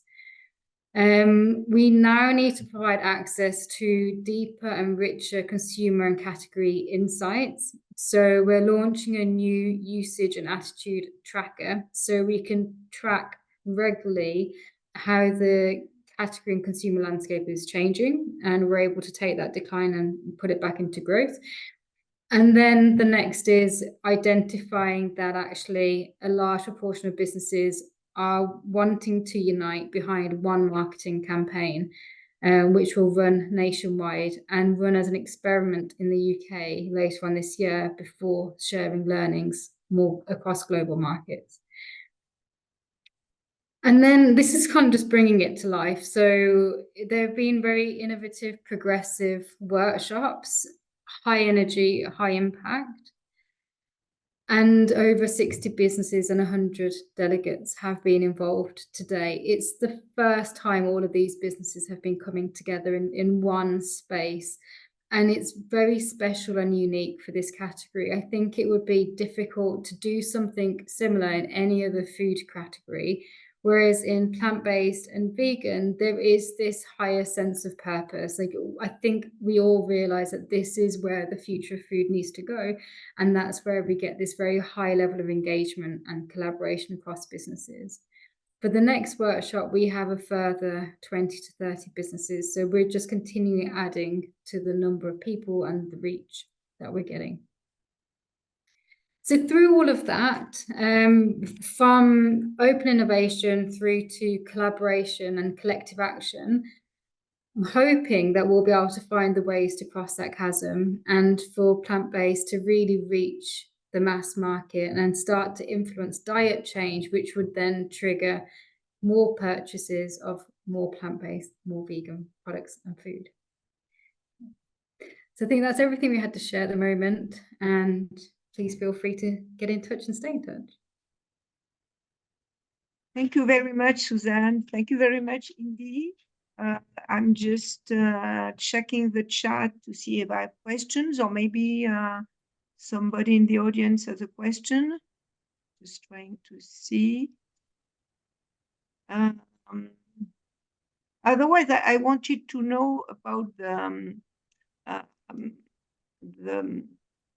Suzanne, you have talked about Kickstarter. They are you have cooperation between companies and startups. Yeah. And do you the startups are more in the direct in the food, or for instance a level of ingredients which are going to be used in food? And that's my first part of my question. Second part would be what is the minimum investment ticket, because you gave examples which are big investments, I mean, for some startups. So can you tell us more about that? Yeah, sure. So in terms of products and things like that, so the vertical is food and retail. So yes, it goes from ingredients to full CPG products, so fully finished consumer products, to even packaging, retail tech, etc. So it's quite broad in terms of category. Maybe to make that clear, if it wasn't, Kickstart Innovation does not invest. Kickstart facilitates partnerships between the corporates as well as the startups. Some of these corporates might decide to invest. And obviously we have an ecosystem around what Kickstart Innovation does, like VCs, corporate VCs, some family offices, some angel networks, who also do obviously invest. So what we see is that a lot of the companies, a lot of the startups that register for the Kickstart program, that apply for the Kickstart program, are effectively raising as well. And we do help connect them as well. So the minimum ticket size is not something that I can really elaborate on, because it obviously depends on the investor that would be interested at that time. Okay, great. And Indy, in the UK, so you are working on Plant Futures. Have you seen a problem with the size, or I should say the stage of investment in food? Yeah, I think it's a similar scenario where investment's just a lot harder to come by at the moment, and it's been more of a watch this space bit, but conversations with investors are interesting. There's still this appetite and interest to understand like what is happening in the market, which has been a positive stance, but to find investment, there's a huge challenge. What I have learned from these workshops is actually there's a lot of interest from retailers on veg, whole foods and protein and fiber from vegetables, versus the alternative tech space. However, there's not a lot of innovation happening within veg and whole foods. So it does show that there probably is some white space opportunities now coming through if investors are interested. Thank you. Is there another question before we go Yes, on? I have a question, Veronique. Thanks a lot, Susan and Indy, for the presentation. I was surprised, maybe I've not seen that properly, but I've been surprised not to see Givaudan in the list of companies that partner with you in Switzerland, especially Givaudan, which is probably one of the world leader in that. Did I make a mistake, or what's up? They're not on that slide. So there are various programs in Switzerland. Yeah. But Kickstart is one of the ones that tends to work with companies who are a bit further along, startups who are a bit further along. Givaudan likes to go in quite early. Okay. Stage of startups that we tend to work with are anywhere between seed, Series A, Series B, around there. And Givaudan likes to get in with companies around the pre-seed to seed stage. So there are a few programs in Switzerland in terms of the ecosystem, startup facilitators, accelerators, etc. So Givaudan works a lot with a company called Mass Challenge, because they work with startups who are a bit further along. So what typically tends to happen is that a lot, and so this is what Planted also did, for example. Planted participated in Mass Challenge. This is where they got a partnership with Buehler, and Buehler and Givaudan are quite close as well. So they got Buehler to optimize their equipment, their manufacturing, etc. And so when they were ready to scale up in terms of production, this happened around the time when they entered the Kickstart program, and through Kickstart, they got in touch with Co-op and they got their products with Co-op in the shelves. So that's kind of the trajectory that they took. Okay, thanks. Another question for you. So you're clearly retail and food. Are you also looking at other retail categories such as cleaning, cleaning products, or any type of retail business, or is just a food focus? No, so there is also a non-food focus. To be transparent, that is less of a focus point at the moment. So, for example, IKEA is in the vertical for this year as well, and they're focusing a lot on anything around recycling, upcycling, also the non-food items.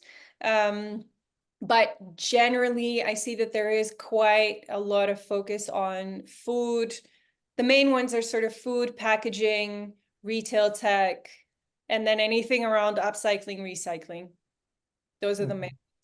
Yeah. Thank you. I think I also saw a question in the chat. It's mentioned that you partner with corporates. Can you please explain the value you bring for these corporates? So essentially what Kickstart does is we take over a portion of their innovation department. That's very short, very high level. You could see it that way. Most innovation departments are either very small with only a few people or non-existent, and it gets spread out over departments. So essentially it takes a lot of time and effort and man/woman power to find good startups, to source them, to kind of filter them, to select them, and to try and get the best matchmaking between what the startup does and what it is actually looking for. So I hope that answers the question. For Susan or for Indy, a last question I'm reading in the chat. Raising funds for a plant-based research company based in Mumbai, out of Mumbai. So the question is, what about if we are raising funds? We are a plant-based research company based out of Mumbai. So maybe Samir, you can, if you can give more details about your question.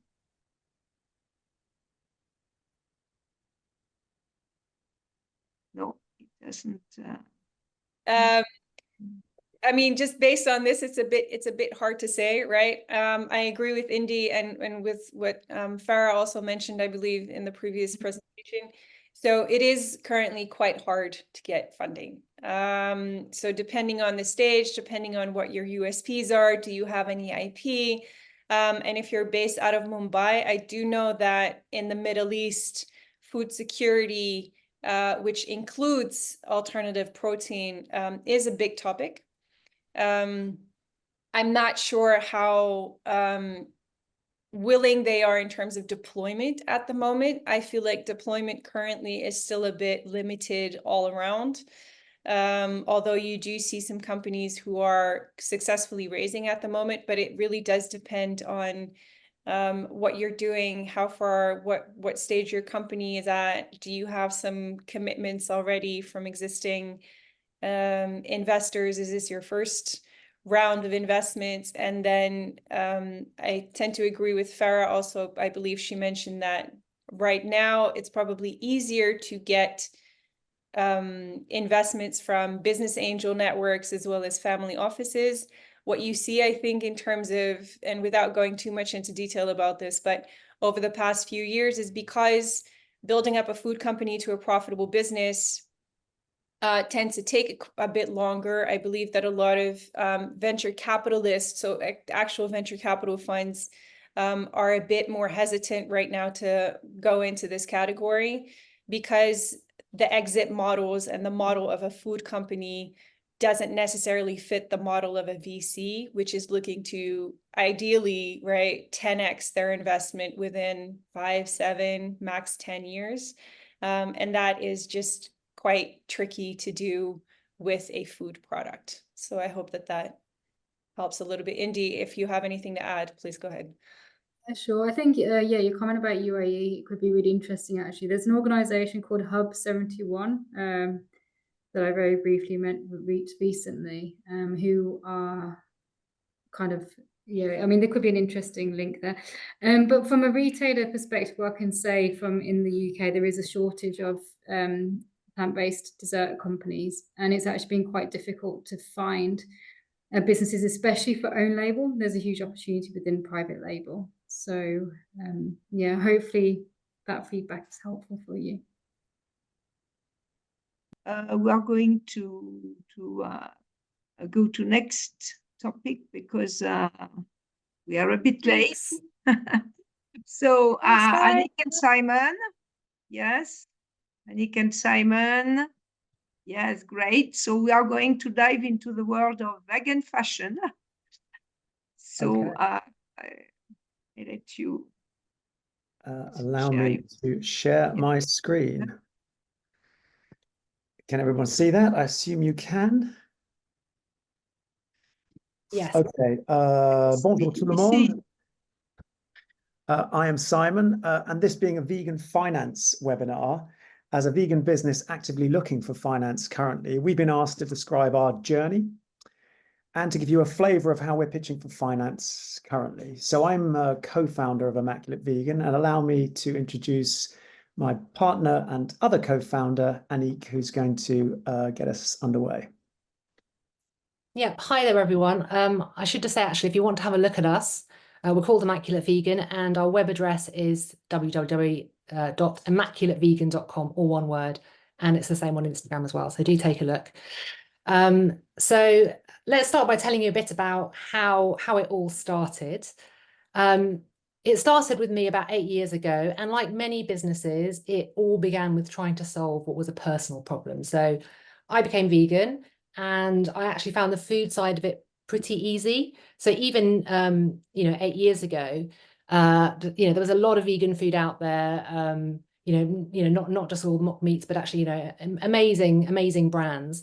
But when it came to fashion, it was actually a very, very different story. So I started by just doing some things like Googling, vegan shoes, vegan bags, thinking this is going to be great and getting quite excited. And what I found was actually pretty horrific. So it was, maybe what people think of as the stereotype of vegan fashion. So very frumpy, not high quality, lots of kind of pleather out there. So it's pretty shocking, and I thought this is going to be really hard, but I persevered, and I basically spent a long time just searching for vegan, high-end vegan fashion brands. So the good news is that actually there were, even 8 years ago, many, and there are many more now. The bad news is that they were really hard to find, and it took a lot of effort to try and find them. So this was I didn't want anyone else to basically go through what I was going through, because I was pretty determined to find it, this kind of stuff, but I wanted it to be easy for other people to find it as well. So I started an Instagram blog. I was working full-time at the time. So I just did it in my spare time. I called it Immaculate Vegan, and it was all about curating and sharing the very best vegan fashion in the world. And two things happened. So one was that I was getting individuals contacting me saying, and not just vegans, but people saying, wow, I just had no idea this stuff existed. It's really gorgeous. And isn't it amazing that it's also vegan? And I also had lots of brands contacting me saying, you know, until you kind of did this, we haven't really felt there was a platform for brands like us before, you know, ones that are all about amazing fashion, but are also vegan and ethical. So to cut a long story short, it became clear very quickly that there was a big kind of commercial appetite for this, and there was no one doing this. So I quit my job. I became a consultant so that I could work part-time while I developed this idea. I knew that I needed a co-founder that was really strong on the e-commerce technology side. I was introduced to Simon very fortuitously by a colleague who told me within the first 15 minutes, you know, listen, I'm vegan as well. Why don't we do this together? Simon was also running an e-commerce agency at the time that built beautiful websites for high-end fashion brands. So we decided to launch this as a business. It took us about 6 months to spin up a content-only site on WordPress, just so that we could start to build some SEO authority and get the word out there and build lots of good content. And then a few months later, and this was October 19, we launched our fully fledged transactional website. So we've been going for about 4.5 years. When we launched, we had about 50 brands, and it was pretty much women's only. Now we've got over 130 brands. We've got a growing men's category. We also do have a small homewares and beauty section as well, but we're primarily about fashion for now. So we've really grown. I mean, core to what we're about is a belief that both Simon and I both share, and that's really been right from the start, and that is that the future of fashion is ethical. So we're a very future-focused business. And, you know, what's the part that Immaculate Vegan plays in that? Well, we empower conscious consumers around the world to look good, to feel good, and to do good by bringing them the best vegan fashion in the world all in one place. That's what we're about. Next slide. Sorry. So there are 4 key attributes that are fundamental to what we offer, and they haven't changed since we started either. Perhaps surprisingly to some people, ethics isn't the first one, it's style. And that's because fashion is all about what it looks like, what it feels like, how it makes you feel. It's all about identity. So first and foremost, we knew that if we wanted a great fashion marketplace, it has to look fantastic. It has to have great looking products. The second is quality. So there was, and I think still is, a misconception that vegan fashion can be very poor quality. There's a lot of plastic, that it doesn't last long. So we set out to really work with brands that were using the very best plant-based materials, of which there are many now, some amazing plant-based vegan leathers, and really high quality craftsmanship. And that has only, you know, we've found plenty of brands doing that. And again, that's only increased as time has gone on. The third one is trust. So being an ethical brand, trust is incredibly important for us. So we have to uphold very high standards in what we sell. Consumers expect us to, and they're trusting us with their values, but also to do better than they could. So as you know, as many of you probably know, there is a lot of greenwashing out there right now because, you know, brands quite rightly have worked out that consumers want things that are better for the planet, are better for animals, are better for the people that make them, and are competing to some extent to position themselves as doing that. Now, of course, you know, the vast majority of fast fashion brands are not doing that. So it's our job to make sure that we're doing a lot of vetting of brands, and we look across a whole number of areas, from materials to manufacturing to ethical labor to packaging, to make sure they kind of pass our immaculate test. And of course, you know, in terms of ethics, that is called, you know, it's the theme that I guess runs through everything that we do, and that it is about all those different components. Next slide. So we know how important the founding team is for investors, and it is, I think, the secret of our success.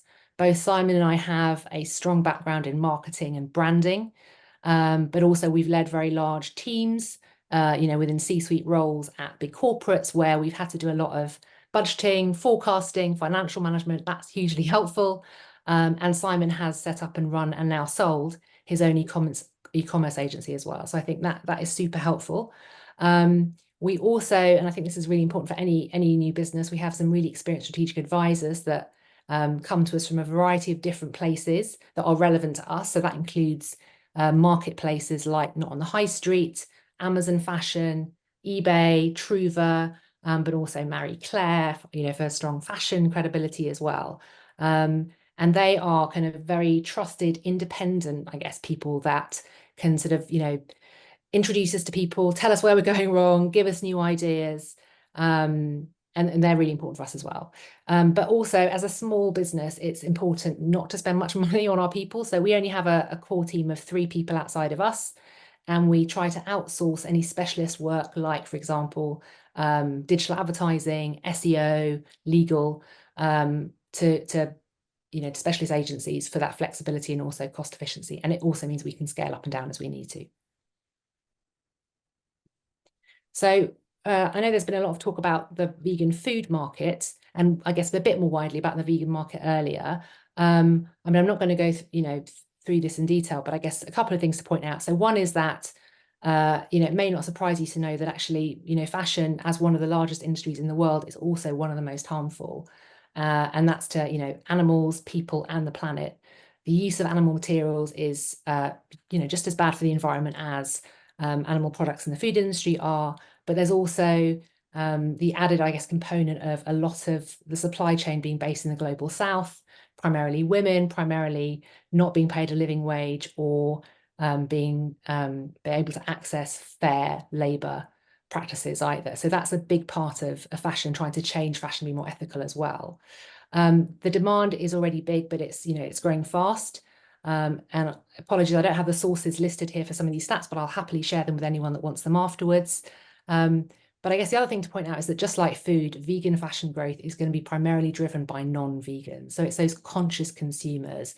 We already see that about 1/3 of our audience is that conscious consumer. They're not vegan, but they care about the environment. They want to do better. They don't want to use materials like leather. They're really excited by plant-based leathers, for example, and more environmentally friendly alternative materials. And that conscious consumer segment is obviously already very sizable, but it's also growing. So, as Anik said, we're nearly 5 years in, so we've definitely proven traction. How are we doing? Well, I guess the most important thing is that we own a niche. We are a niche, but basically we own it. We've managed to create a business with no direct competitors and very strong barriers to entry. And those barriers include the fact that over 5 years, and even before that, we've managed to build very strong relationships with a large number of innovative vegan fashion brands, but we have a database of nearly 1,000 that we can go after. So there's a lot of activity in this space, and we have really built some very, very strong connections. We've got the widest product range there is for anyone in this space. And importantly, and again, Anik alluded to this earlier, we've got an extremely strong presence on Google for everything that we sell. And that's key because so often people's shopping journey starts with Google as opposed to a particular brand or product. We're also experts in the raw materials and vegan fashion in general. That in turn reinforces our SEO positions. And last but not least, we have authenticity. We're both vegans. Everything we sell is authentically vegan. There are lots of sustainable companies and even marketplaces out there, but we are exclusively and authentically vegan, and that gives us an authority and a credibility that no one else has. As a consequence of that, we are now the market authority. And as a consequence, we've built some very strong relationships with customers. Our customers really, really love us because we're bringing everything under one roof and providing the kind of quality and range of products that can't be found, anywhere else. And that's evidenced also by a very strong, excellent Trustpilot review. We put a lot of store in making sure that our customer relationships are really, really strong. Our customer service is first class, and that's how and why we're able to maintain this rating. So customers love us, but our brands love us as well. We've managed to give them a platform that they couldn't necessarily achieve on their own. We have a lot of independent brands that would struggle to get the reach and awareness that we can provide them. And that's one of the reasons why so many brands approach us and ask to come on our platform. So on the marketing front, I mean, we've included this slide in our investor deck because investors really want to understand how we're doing from a marketing perspective. And we are both marketeers. So I think this is one of our real strengths. I guess the key things to kind of point out is that we're looking at long-term sustainable cost-effective growth. So we really focus on those organic channels. So SEO is hugely important to us. We do a lot of work, on that, both on the sort of content sides. We have an online Immaculate magazine, but also elsewhere on the site. We really focus on our email list and growing that, and we have very high engagement. We've got great social organic engagement as well. We do, pretty much all our marketing spend is on paid advertising. So that is on Google and on Meta, so Instagram and Facebook. And that brings in around 30% of our revenue. And we're very comfortable with that. So we don't really want it to go above 30% because we do want to be growing that organic, engaged traffic and customer base. As part of that, we've really focused on growing existing customers and getting them to return. Currently, about 29% of our orders year to date are from returning customers. So that's been steadily growing. We're very proud of that.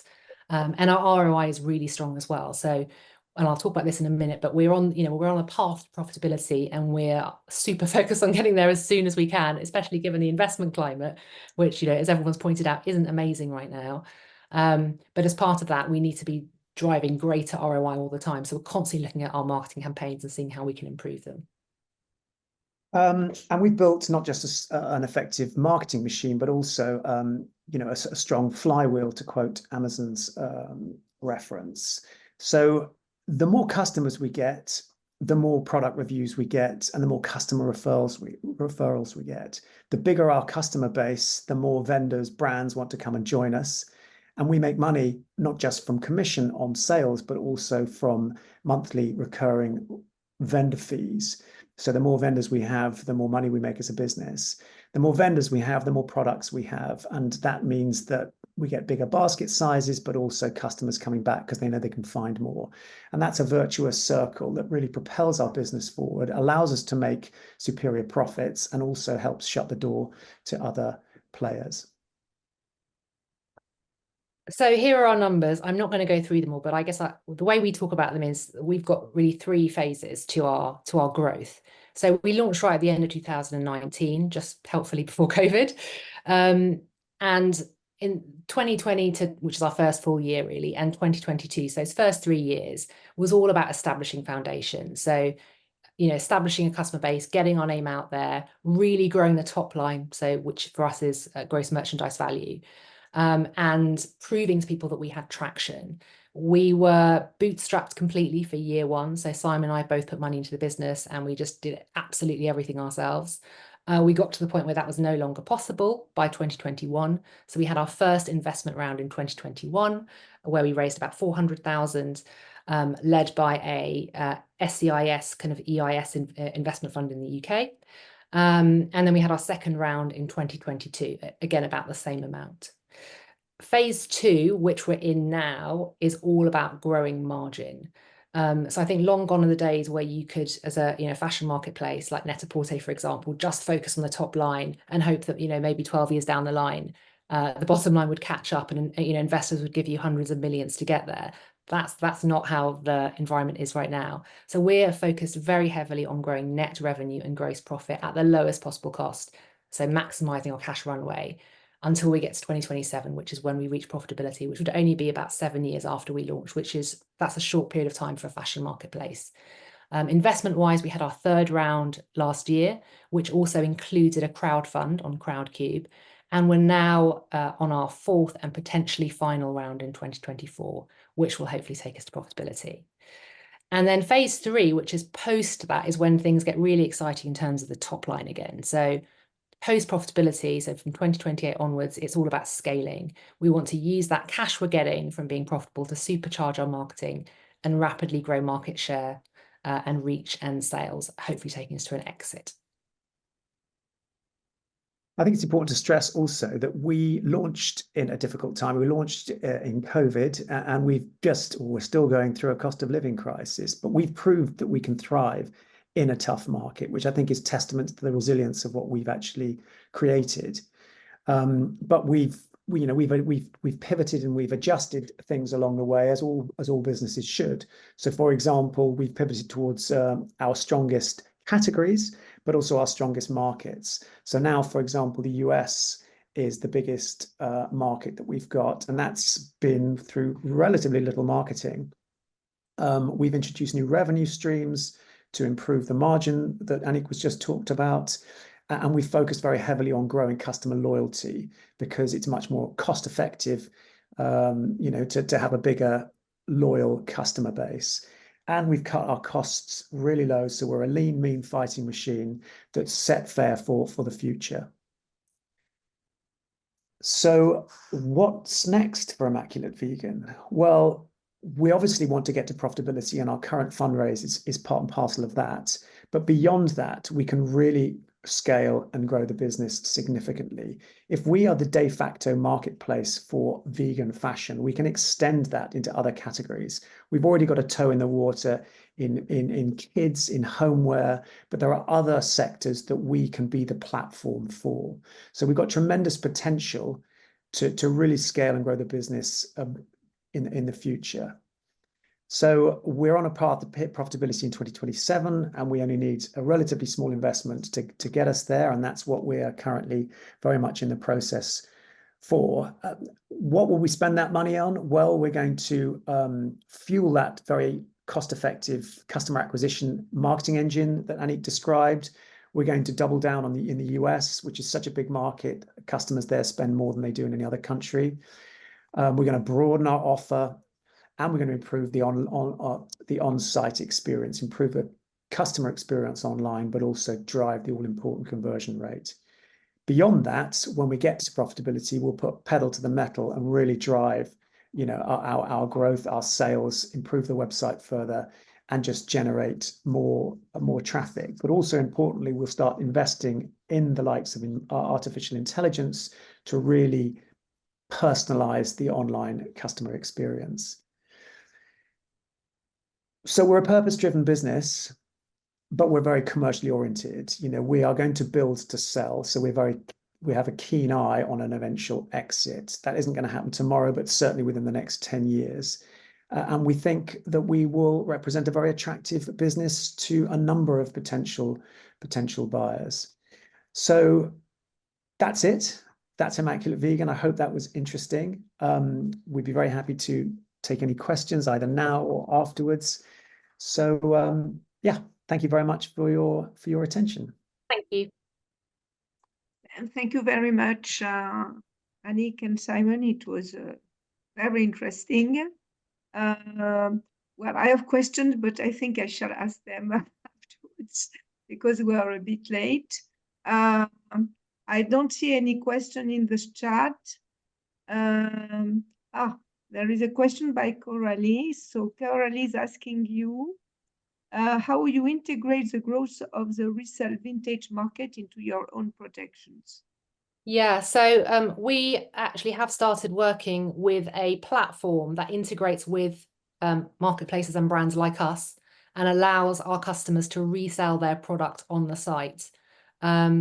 So we do have that built into our model because I think it is really important. It's also really important from a sustainability point of view as well. At the moment, it's only for the UK, so hopefully that will expand out.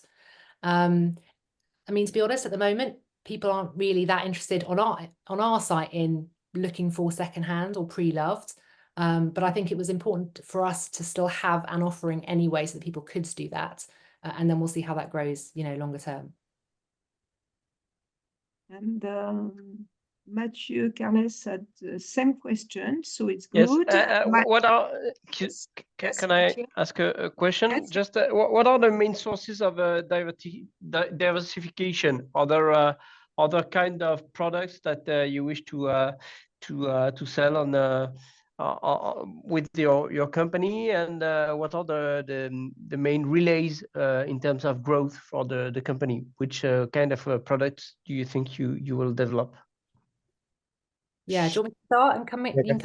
Yeah. So at the moment, we focus very much on fashion at the outset because we felt there was the biggest opportunity. There is still a long way to go with fashion. Okay. So about 50% of our sales are footwear, for example. There's huge demand for footwear. But since we've launched, we've really developed out women's clothing categories. We've started men's a bit later, and we've been developing out men's, but there's a lot of growth still in men's.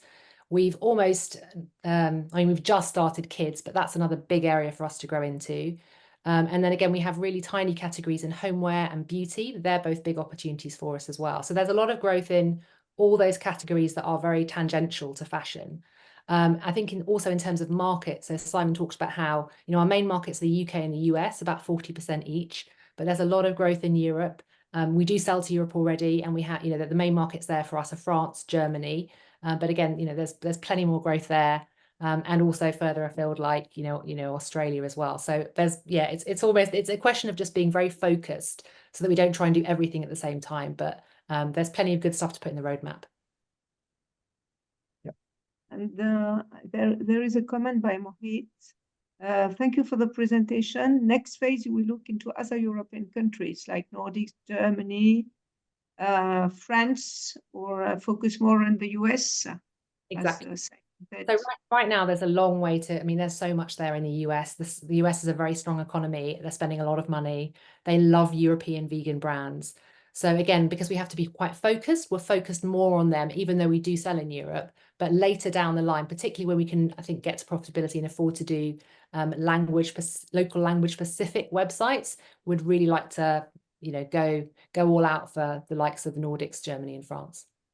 Mm-hmm. Frank Herbeau asks you, what is a typical profile of your customers? I'll take that one. So, we sell to all ages, both sexes, all around the world. However, if there's a sweet spot, it would be female, between 25 and 34. They tend to be urban, professional. We talked about the US. They would come from New York or LA or San Francisco typically. That said, we sell to the Midwest, we sell to Hawaii, we sell all over America, and that's just the States. So yeah, if there was a core buyer, it would be female, professional, urban, who spends a relatively large proportion of their money on clothing. Okay. Thank you, Simon. Thank you, Anik. So we are going to, I think I have another information in the chat. Charlie, I just have to say I purchased the vegan palette from Immaculate Vegan. What do you do specifically to cultivate the customer's experience? I'll take that. Thank you, Charlie. That's most kind. We're flattered that you've come shopping with us. Look, it's absolutely if customer experience is absolutely paramount. If you have a good experience, you're going to come back, and returning customers is what you build the business on. So we have a dedicated customer experience manager who basically, he has metrics by which he is measured in terms of the speed of response, the quality of response, and we aim to get products to customers as swiftly as possible. And if there's an issue or a question, we are very quick and friendly in the way in which we respond. And as I say, we've got a very strong score on Trustpilot, and if there's any issues, we jump on them as quickly and as fast as possible, and we learn from the feedback we get from customers. So yeah, thank you for that. Customer experience is paramount. Thank you. So now we are going to give the floor to Elizabeth. Elizabeth, sorry, we are a bit late. You are in the US. You are in the US, so I don't know what time is it for you. It's I am on an island between Illinois and Wisconsin, and it is 9:15 in the morning here. Okay, great. So Elizabeth, now we are going to focus on your topic, coming back to plant-based food. Yes. Okay. Hi, everyone. I'm happy to be here. I want to thank Véronique for all that she does. La France me manque. J'habitais à Paris quand j'étais jeune, il y a une trentaine d'années, donc je pense toujours à Paris et à la France en général. I will present in English, but I do miss France, where I used to live. I know it's Friday, and everyone's waiting to get on with their Friday afternoon. So I will be quick. I'll go ahead and share my screen. Just making sure that I can do that here. So hopefully everybody can now see my screen, and please let me know if you've got that. Yes. Yes, you've got that. That's great. So I'll start the slideshow from the beginning. I give this presentation a lot, and so you'll see me move through some slides rather quickly because I know we have short time here today, and it is Friday, and I'm the last person. So I won't hit every slide, but I'll just take a very big step back. I work on Wall Street. I work with publicly traded companies. We invest in publicly traded companies. So you heard from Tatiana. She works with a VC where they invest in startups, private companies. We invest in large publicly traded companies. We have a fund listed on the New York Stock Exchange. It's called EAT-V. We are the only ETF, which is a fund, the only fund that is focused on the companies that are innovating to replace animals for sustainable, resilient food supply systems. So it's called an ETF, exchange traded fund. It basically means very much like a VC will have a fund. It is, I like to call it a grocery basket. So if you're in the grocery store and you think, I want some garbanzo beans, and I want some Beyond Meat, and I want some Oatly, and I want some lettuce, and I want some spinach, and I want some zucchini, and I'm going to get some whole grain rice, and I'm going to make a complete basket, and then I will check out of the grocery store and I will have a basket of what I like. That's what an exchange traded fund is. It is a basket of the companies that you like. So we are the only basket that is publicly traded, so not a VC, that focuses on this subject. Okay, so that's very important because I'll just say, and I speak about this all the time, Wall Street, Bloomberg, Ameritrade, these are Fidelity, these are perhaps organizations that you've heard of. By the time I give a presentation to most large institutional investors who are maybe investing billions, let's say, for a university or a hospital, or by the time I get to these kind of large investors who are not interested in startups, they're interested in publicly traded companies, I'm the first person who's ever talked to them about food. So most people on Wall Street, and this is important because you're not going to shift the food supply system or the fashion if you don't have Wall Street capital supporting that shift. You simply won't. I'm the only one speaking on Wall Street about the need for a food system shift. So before I talk to them about why they should invest in EAT-V, or why an individual as yourselves should invest in EAT-V, so anyone can go on fidelity.com. If you have an American bank account, put in EAT-V, and you can buy EAT-V if you want investment exposure to this shift. So before I tell these investors that they should have investment exposure to this food system shift, these large companies innovating to replace animals, I tell them why. Because most of them say, why would we ever fix food? What's wrong with food? I went to the grocery store today. I have food. What could possibly be the problem? Well, let's get into it. Food systems is a $14 to $19 trillion system, so a lot of money in the food system. It's global structure. This is by Planet Tracker, but it's completely inefficient. It's one of the worst business models you can imagine. Let's look at that. What's so bad about the food system? Well, as you've maybe heard before earlier today, 18% of the world's this comes from the United Nations Environment Program. 18% of the world's greenhouse gases comes from animal factories. It's producing 32% of the world's global methane emissions. You simply will not impact climate change if you do not address these numbers. Fossil fuels alone will not do it. And fossil fuels will take a lot more money and a lot longer. Food, for lack of a better expression, the low-hanging fruit, you can get very fast impact, methane having a half-life of 8.5 years. You can get impact if you change methane. If you change carbon dioxide, that damage is already out there. But if you impact methane, you can do that for not that much money. It's a lot cheaper to impact methane through food than it is to change the entire electric grid for electric vehicles. You can get much faster impact with better results on food. Another problem with the food system, again, according to the United Nations Environmental Program, leading driver of biodiversity and deforestation, whopping 41% of the world's global deforestation coming from animal factories. That's from ourworldindata.com. So these are problems exacerbated by the fact that our population is growing, specifically Africa and Asia, while Europe and the US may be slowing or even reducing. Africa and Asia are exploding. What this means is that we need to feed more people, but we have fewer resources. We have less land, we have less farmable land, we have less deforestation, less trees that we can continue to deforest, less water, obviously, as we know. So how are we going to feed more people using fewer resources? Let's just show some really bad math, shall we? I need to go through this with Wall Street investors because they just don't understand why you would ever change meat. They just don't know the math. So I have to take them through. Everybody pull out your glasses. Right here, you can see that 77% of the world's agricultural land gives us 18% of our calories. Basically, 80% of our land gives us 20% of our calories. That's an awful equation. Awful.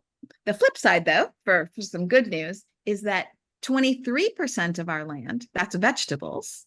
So I'm sorry, 80% is what we use to graze animals and to grow crops for them, because animals are awful calorie converters. So we need a lot of crops, which means we need a lot of land, and then we need time and water, and then they give us back poor calories. We'll talk about that in a moment. But for the moment, let's just say land for animals growing crops or grazing them is 80%, giving us 20% of our calories. Land for legumes, which have protein, lentils, chickpeas, beans, and veggies and fruits, we only use 23%, and we get 82% of our calories. So basically, the flip side is also true.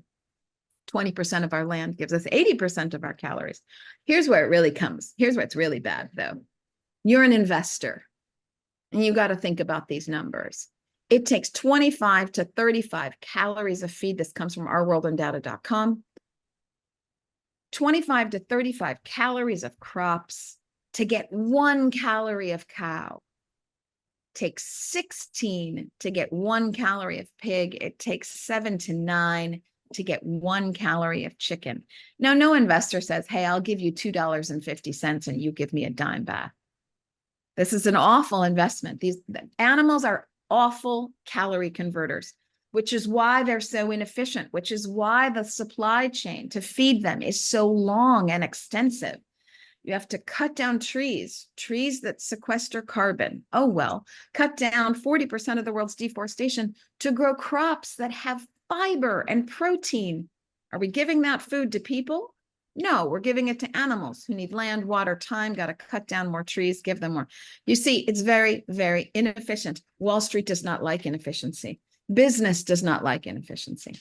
What capitalism does well is it takes a problem and it solves it at scale.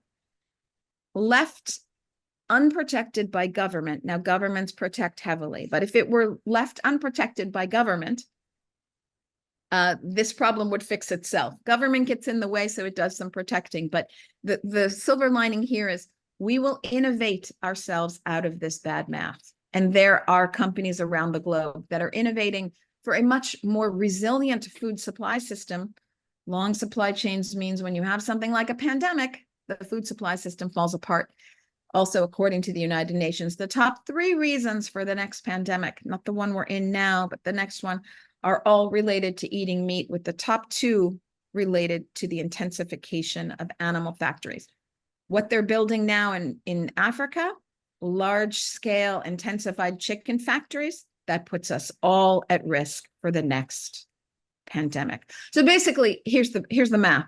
Here's the problem we must solve with business. We need to create more food that is more nutritious, that takes less time, uses fewer resources, and creates less damage. We need to feed the world without frying it. This is why investors invest in Eat V, because we are investing through our fund in the companies that are innovating to solve this problem. And the most efficient way to produce food is through plant-based innovation, legumes and beans and lentils and fruits and veggies that you either eat as rice and beans or you eat in fava beans and the newest Beyond Meat steak tips, which I love, by the way. Okay. So I tell people, well, what does this mean? Are we all going vegan today? Don't be ridiculous. The food system is enormous. It will take time, but it's important to start diversifying. When you're an investor, you diversify. You don't only invest in one stock and go take a nap. You diversify your investment portfolio. Any rational human being does the same thing with something as critical as food. Now, we saw in COVID, we did not have a diverse food system, did not have diverse proteins, and it fell, we had problems. So what we look for is plant-based innovation to be complementary, bringing in diversified proteins, bringing in extra food to feed more people. Now, in time, that better business equation that is plant-based innovation is going to supersede meat because we just don't have that luxury to waste land and water like that anymore. We simply don't. At our own expense of damaging the planet. And it takes so long to feed people. You can't. So let's look at some of the progress. These numbers, I will get to my ETF, what we invest in, but these numbers just to show you a plant-based burger is going to use 99% less water, 93% less land, 90% fewer greenhouse gas emissions, 46% less energy. I've seen other studies where the numbers are 99 less water, 99 less land, 90 fewer greenhouse gas emissions, and 37 less energy. So great, no matter how you slice it. And here's where we start to get into what we invest in the fund. Many people say like, well, there's Beyond Meat and Oatly. What else is there? Please know that there are many innovations in the pipeline. So we talk about fermented proteins, biomass proteins, AB InBev, for example, a beer company. Who knows fermentation better than beer? Largest fermenter in the world. They're now working on fermenting proteins, and they can make proteins the same time that it takes to get meat from a cow, about a year and a half. You can get that in 3 to 4 hours. Same quantity, better nutritional profile, fewer resources, 3 to 4 hours. Cultivated meat, that's got 10 years still. But then there's the supply chain. Who supplies Beyond Meat? Who's working on figuring out the flavor profiles, the texture? Who's supplying the fava bean and the chickpea?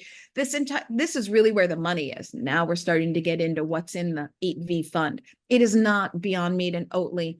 It is the supply chain. That's where all the real, think about semiconductors. Think about NVIDIA. It's these kind of supply chain companies that will have the most growth. I just quickly want to say, because I want to get to the ETF, and I know it's Friday for everybody. It's not just we should do this, it's better for the world. People want this. So according to the Plant-Based Foods Association, 97% of millennials and Gen Zers are already eating plant-based meat every day. No, we already discussed this. The world is not going vegan today, but they do have it 2 or 3 times a week, and that's growing. It's not just customers, though, consumers, it's government. You cannot be elected into office if when the next pandemic comes, you can't get food again. So feeding people is a government imperative. It's a question of national security for places like Israel, the Middle East, Singapore, China.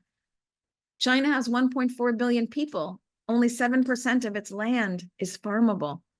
They rely on the rest of the world for food. That is a very bad place to be. So governments across the globe are investing into better technologies and innovations. So are philanthropists like Jeff Bezos and his Bezos Earth Fund just committed $1 billion to investing in food systems transformation up and down the supply chain. Now, this helps the large publicly traded companies that we invest in. So let's talk about investing and what that looks like. Well, of course, there's what I think, but let's go to first what Boston Consulting Group thinks and Bloomberg Intelligence. Bloomberg Intelligence is looking at around 2032. pandemic put a wrench into things by about a year or two, but Bloomberg Intelligence says the market will be 8%. So alternative proteins, diversified proteins will be 8% of the food supply, meat supply system. 8% will be alternative, diversified. By 2032, valuing 166 billion. Boston Consulting thinks it's going to be about 290 billion somewhere between 2035 and 2040, getting to about 11, 12, 13% of the diversified proteins. So we're going to see a shift as business just wants efficiency. So as the more efficient proteins come online, the more efficient that will be. Synthesis Capital, you got to really look deep here, but Synthesis Capital polled Barclays and Credit Suisse and Boston Consulting and Jefferies and UBS, these large investment banks. They all kind of come along this S curve as to when they think food systems is really going to accelerate and reach a tipping point. Tipping point somewhere in here, and you're past the point of no return. Tipping point somewhere in between 2030 and 2035. Okay, so let's talk about EatV. So what is EatV doing about all of this? Well, you saw Tatiana talk about the startups. Now, I love startups. I do, but they have almost no impact. They're so small. I mean, we talked about $14 to $19 trillion in the global food supply system. What that means is if you're not investing in the large-scale multinational players that are good actors, there are awful large multinationals. There are also good multinationals. Not everyone is an evil player. So you're obviously not going to invest in Monsanto. But when we look at companies like Ingredion and Givaudan, these large-scale companies that are really focused on plant-based innovation for their bottom line, but also to solve this equation of food security and resiliency, there are good players there, and we invest in those. In fact, how many good players are there? There are more than 35. So our research department has researched over 300 global players are focused on creating a more humane, resilient, prolific, and efficient food supply system. They're not all well-run companies. They're not all having IP moats that make them investable. When you really do the research, we've come down to 35, 37 healthy companies that have an IP moat or have CapEx spend so that they can capitalize when the market shifts. You know, we've got a US election. This is holding us back. But in 2025, when companies put out their 5-year growth plans, they're going to have to include their goals to reach 2030 sustainability numbers, and no one has done anything. So as we discussed, food is that low-hanging fruit that can have large impact in a short amount of time. Companies are going to start including diversified proteins into their 5-year plan. You're going to start to see the plant-based sector come back again in 2025. You'll feel it in probably 2026. So we're looking at these kind of companies that are investing CapEx now to be able to capitalize on that increase in 2025, 26. So what does this mean? This means we invest all along the supply chain, starting in ag tech. So we've got ag tech companies that are focused on precision watering of vegetables so that you can save water and get more vegetables to people more efficiently. The synthetic biology working on the fermented proteins and precision proteins. The regular sort of salt of the earth flavor and texture companies.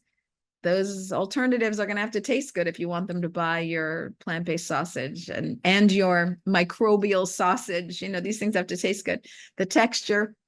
Then we also have consumer packaged goods. So something like a Vitasoy out of Hong Kong would be in here.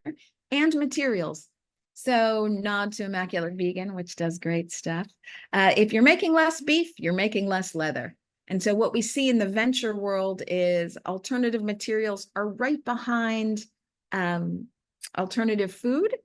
So we have 20% materials. This way, any investor, the individual investor like yourselves who might get on fidelity.com and just buy EatV, or the enormous endowment either investor is going to get extra diversification because we're investing 80% in the food companies innovating to replace inefficient animals and 20% in the material companies innovating to replace inefficient animals.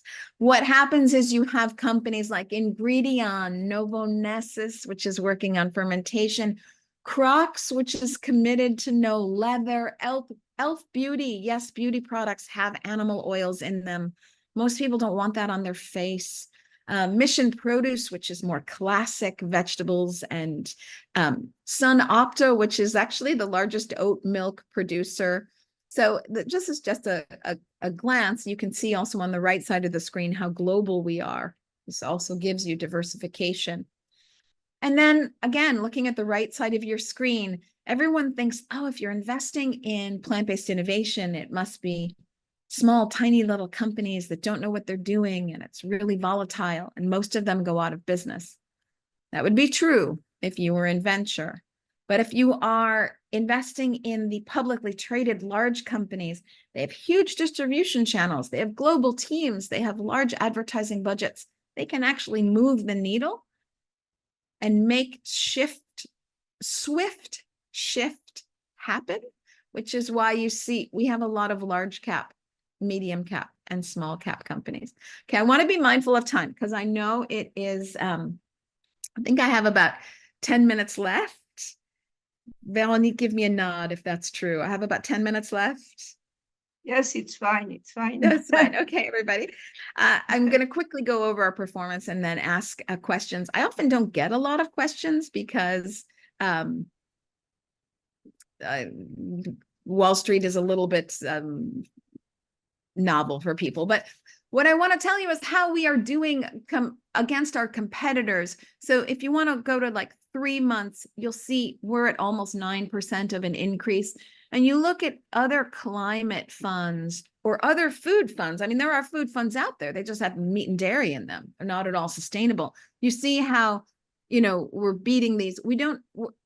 Regulation, there's a lot of regulation in finance. We're obligated to put the S&P here, but the S&P is basically a tech fund. We have nothing in common with them. So, yeah, you just really wouldn't compare that, but we're obligated by law to put it in there. So what you want to compare is against food or other climate funds. You see 6 months, you can see, I'm sorry, I have to pull out your glasses. It's small.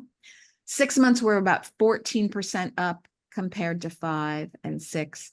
9 months, we're about percentage up compared to -11. So anyways, the point is food systems transformation is happening and the performance is there. And we've got an election, so other things are in the news right now, but you're going to see food really take center stage come, you know, Q2, let's call it 2025. Okay, now, usually people have a diversified portfolio. They don't invest in Eat V and nothing else. They invest in the S&P 500, and then they have 20% of their portfolio into climate things like Eat V. Now, according to the Boston Consulting Group, investing in food systems transformation is going to have the most impact at reducing greenhouse gas emissions.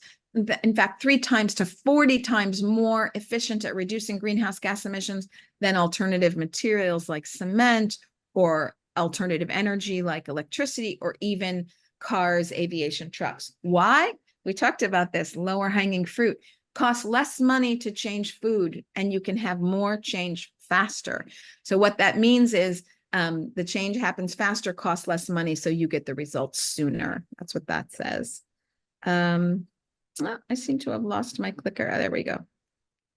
I think sometimes I think I should start with this slide.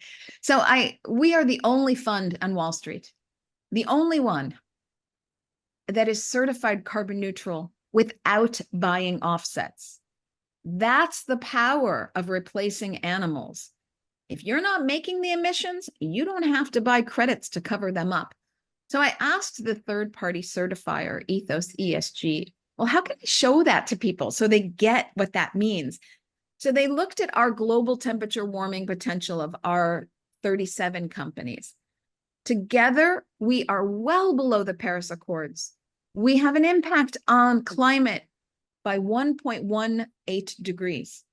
S&P 500, 3.23 degrees. Now, this is where everyone's investing. So that's what's going to happen to the planet temperature if we don't start shifting our investments to things like food. Again, we're the only sustainable food company, food fund. So really what I mean is shifting away from animals. This is really what this is saying. So this also helps you to lower the carbon footprint of your own personal investment portfolio, which is kind of cool. You know, who wants to invest in something that's going to do this to the planet, 3.23 degrees? You want to bring down your own carbon footprint. And EAT-V is very powerful there. We also do not participate in deforestation. But here's a fun one. You can only eat so much. So if you change your diet to a vegan diet, which I do hope everybody does, you can only impact animal suffering so much, but your investment dollars go much further. So investing in EAT-V is 4.58 times more impactful at improving animal welfare. This is based on keeping the funds there for 5 years at an amount of $10,000. So again, you can do more with your money than what you can eat. So I'm going to stop there and take some questions, but I'll just quickly say that these aren't just my opinions. The former CEO of a large global grocery store called Whole Foods said that the move to plant-based foods was the biggest single trend he'd ever seen in his 40 years of doing grocery work. It's akin to digitization. And if we all follow the publicly traded NVIDIA, which you do if you are interested in the public markets, the CEO of NVIDIA said the next thing is protein synthesis. It's going to be huge because the problem is so great. I'm going to stop sharing my screen. It's a lot of information in a short amount of time, but I'm happy to take questions. Thank you so much, Elizabeth. I have already one question from Vegan Finance, Vandine. Can people based in Europe, such as France, invest in your index? Yes, they can, absolutely. They just need an American bank account. So you need to, so like if you go to fidelity.com or schwab.com, you just need an American bank account connected to Fidelity or Schwab. And if you have an American bank account, you surely can do that. Okay. And no issues, fiscal issues or whatever, no? No, but you do need an American bank account. Yeah. I should also say, and I want to answer Vin's question, which is a great one. I also want to say we are doing a capital raise, and the reason if you're interested in that, the reason we're doing that is because I touched on this. We really think the general public is going to feel the shift in food systems, plant-based innovation coming back to positive headlines in the news, et cetera. It's going to start in 2025. You're going to see it in 2026. You're going to like that S curve from Synthesis Capital. You're going to really start to feel it in 2027. Vin, I see your question. Yeah, so Kubota does really energy efficient tractors. And so you may remember, and I'm going to go ahead and share my screen again because this is a great slide. Sorry, hopefully you can see can everybody see my screen? Sorry, let me just get to this really quickly. So sorry. Okay, I just want to show you. Can you see this? Yes. Okay. So ag tech is a big part, the innovations happening in ag tech, AI, these kind of efficiencies that are happening in precision watering or precision transportation or precision ways of farming. So Kubota is a very forward tractor company. So again, it's the supply chain where you're going to see improvements in food systems lending themselves towards more efficient food production. And it's this math of being more efficient food production that helps moving away from animals. So something like a tractor company that is working on bettering soil, better efficiencies, these kinds of things are helping to make that equation of 23% of our land is used for vegetables, to get 82% of our calories. I'm working on making that equation more efficient. So if you, let me get to another slide. Hold on. If you maybe saw this very last slide, oh, it's not here. Okay, well, the long title of Eat V is Plant-Based Innovation and Climate. So how does the food system impact climate? And like a better, more efficient tractor company is in that ag tech, and it kind of falls under both the food and climate company. Food systems, food chain, and climate company. Thank you, Elizabeth, for having answered my question. Oh, my pleasure. My pleasure. Thank you very much. And I did see somebody asked about webinars in home languages. I'm always happy to do this in French if anybody wanted. Okay, I stopped sharing again. Okay. Is there another question for Elizabeth? No. It's a bit more. I have a question for you, Elizabeth, but I think Yes, I'm going to send them to you. It's better. Yes. Yes. So I'm just checking the chat. I don't see any other question. Now, do you think what do you think of the visibility of your index? I mean, you told us it was very difficult on the stock exchange. So how do you do that? The visibility. Yes, the visibility. I mean, I mean, it's on the stock exchange, but how do you increase its weight? That's what I was thinking. Yes. Well, so there's so many regulations about how you can talk about a financial product and who you can approach with a financial product and how you approach them. And, you know, it's very, very regulated. For example, anytime we put out a social media post about Eat V, we have to pay $250 to have it go through compliance and be, anyway, so, you know, we are kind of laying low a little bit because we're waiting for those positive headlines to come back. You know, right now we've got this election, everything's about NVIDIA and AI and a contentious election. So it's hard to break through and make people focus on food. And we think we're going to have a better chance to focus on food come in 2025. So we are doing a lot of, you know, in-person sales, you know, going to the investors for large endowments, these kind of one-on-one meetings. And we do newsletters, and we do a lot of public speaking. I do a lot of speaking for Bloomberg financial organizations, Bloomberg and Ameritrade and Yale University Finance Department. And, you know, here, I mean, I do a lot of public speaking, and I do a lot of conferences and newsletters. So that's how we get the word out.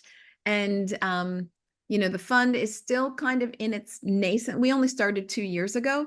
So Wall Street likes to see 3 years of a performance track record. So we really think 2025 is the year that food and are kind of long enough in the business to get more movement. Elizabeth, I have one question from Matthew Carles and another question from Frank Herbeau.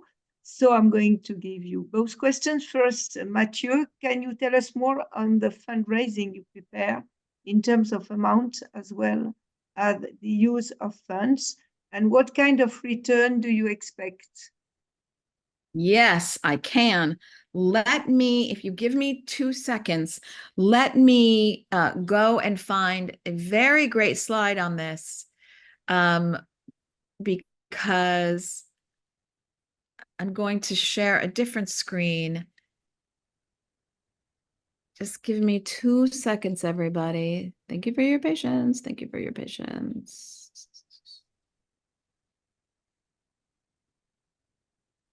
Okay, I've got it. I'm going to share this screen. So we are doing a capital raise, and if you request this, I forget who asked the question, but if you put in the chat that please send me your capital raise desk, then I will officially have a request. And again, regulation, I will be able to send it to you if you request it. So unlike food, which never has great margins, you always are going to have low food margins. When you invest in an ETF, you have a lot of upfront costs.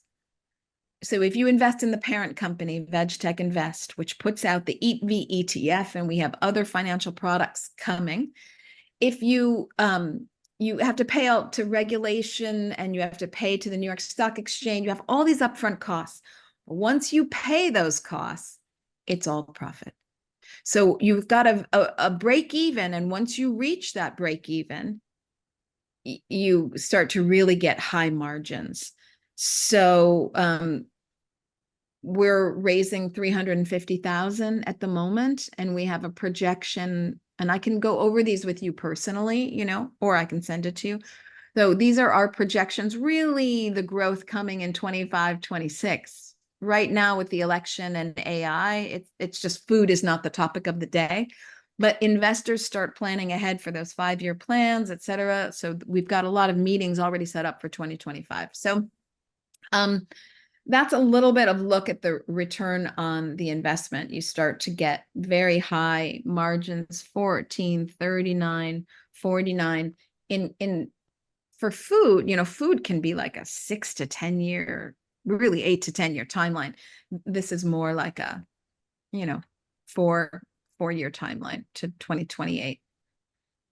I'm going to stop sharing this, but hopefully that helps a little bit, Frank. I think it was a question of Matthew, so I think it's fine for him. Matthew, Frank, thank you. Wanted to ask you if you intend to include replacement of petrochemicals across a number of consumer goods categories. Right. So we try to do that already. It's part of our screens. So if you remember that we said there are 300 plus companies that are working in innovating to replace animals, but they don't all have a food waste program, or some of them are working with petrochemicals, or some of them have human rights violations. Some of them are just poorly run companies. You know, we really screen out for all of these things. I look at Crocs as a great example. Remember, if you're making less beef, you're making less leather. Crocs has committed to no leather, and they're in the process of exchanging out petrochemicals for bio-natural chemicals. So you're seeing that shift in the marketplace, and the good actors are doing that. I can't say it's because they have a big heart. They're doing it because, you know, these fines are starting to come, like the meat industry is having the Environmental Protection Agency give them fines for dumping into water. You know, these petrochemicals are not good for the environment. So you're seeing bio-based replacements. Crocs is a good example that has a commitment to doing that right now. Frank, is it fine for you? Yes. Vandine, I wish my portfolio manager were here. So my portfolio manager came from Harvard and Stanford. He is a vegan, and he ran his family office for a very long time. We met because we were both venture investors. And we both wanted something more stable. Venture investing, most likely you're never going to see that money again. It's going to have zero impact, and those companies are just way too small. I love the story. It's so hopeful, but that's not what, you know, a small company that can't even get on one grocery store shelf or gets on 5 grocery store shelves, that's not going to move a $15 trillion industry. So we focus on the larger players, and that is run by portfolio manager Dr. Sasha Goodman. I'm going to put that in the chat, so if you want to connect with him on LinkedIn, I mean, don't get me wrong, he's always in the numbers. He's very rarely on LinkedIn, but just if you want to read about him, Dr. Sasha Goodman's the portfolio manager. Okay, very interesting. Thank you. That was my question. You answered it to it. My pleasure. Dr. Goodman, yeah? Yes. Okay, thanks. Is there another question before we finish? We had a lot of questions today, so we are a bit late, I think. nearly half an hour, but it was a nice, really nice event. So if you don't have any question, we are going to end the webinar. So we thank you for being with us. So we thank all our participants, our very great guest speakers, and finishing with Elizabeth with Far Away. But it's a better time than last year, because last year it was quite much better. And Yes. everyone, you know, I'm happy to continue to speak with people on LinkedIn. So I'm putting in the chat right now also the website if you want to learn more about Eat V, so you can do that. It's sorry, you can see it in the chat. And Elizabeth, are you also working with people who are at family offices, business angels, etc., for startups? Do you have some hints or some tips, as we say, that you could give to new companies or companies seeking smaller tickets and on the growth path? Yes, know your numbers and do the work. Don't just do the headline, do the work. That was a big problem with the sector that was more focused on the big press release than really solving the equation, running an efficient business. I mean, there was just an enormous amount of money that was lost by founders that spent without any discipline, couldn't justify that spending in their numbers, and then wasted that money and went out of business and had no impact for animals or the planet or people or investors. So be a little less focused on look at us with the great headline, be a little more focused on the work and the numbers. Okay. Okay, I think I shall contact you again, maybe, for if you can give some extra hints. Yes, happy to do it. Happy to do it. Yes. I think we are going to be a bit late. Is there any other question, or are we going to finish now to conclude? It's fine, everybody? Bye, okay, everyone. so thank you very much, everybody. It was a very nice, I think, afternoon. I learned a lot, so I hope everybody learned a lot as well. And I'm going to stay afterwards if some of you want to contact me. And of course, we keep in touch. So Elizabeth, I come back to you quite soon as well. Thank you, everybody. Have a nice weekend. And thank you, everyone. Thank you. Nice fête de la musique if Thank you are you. in France, in Paris. Bye Thank bye. you. Bye.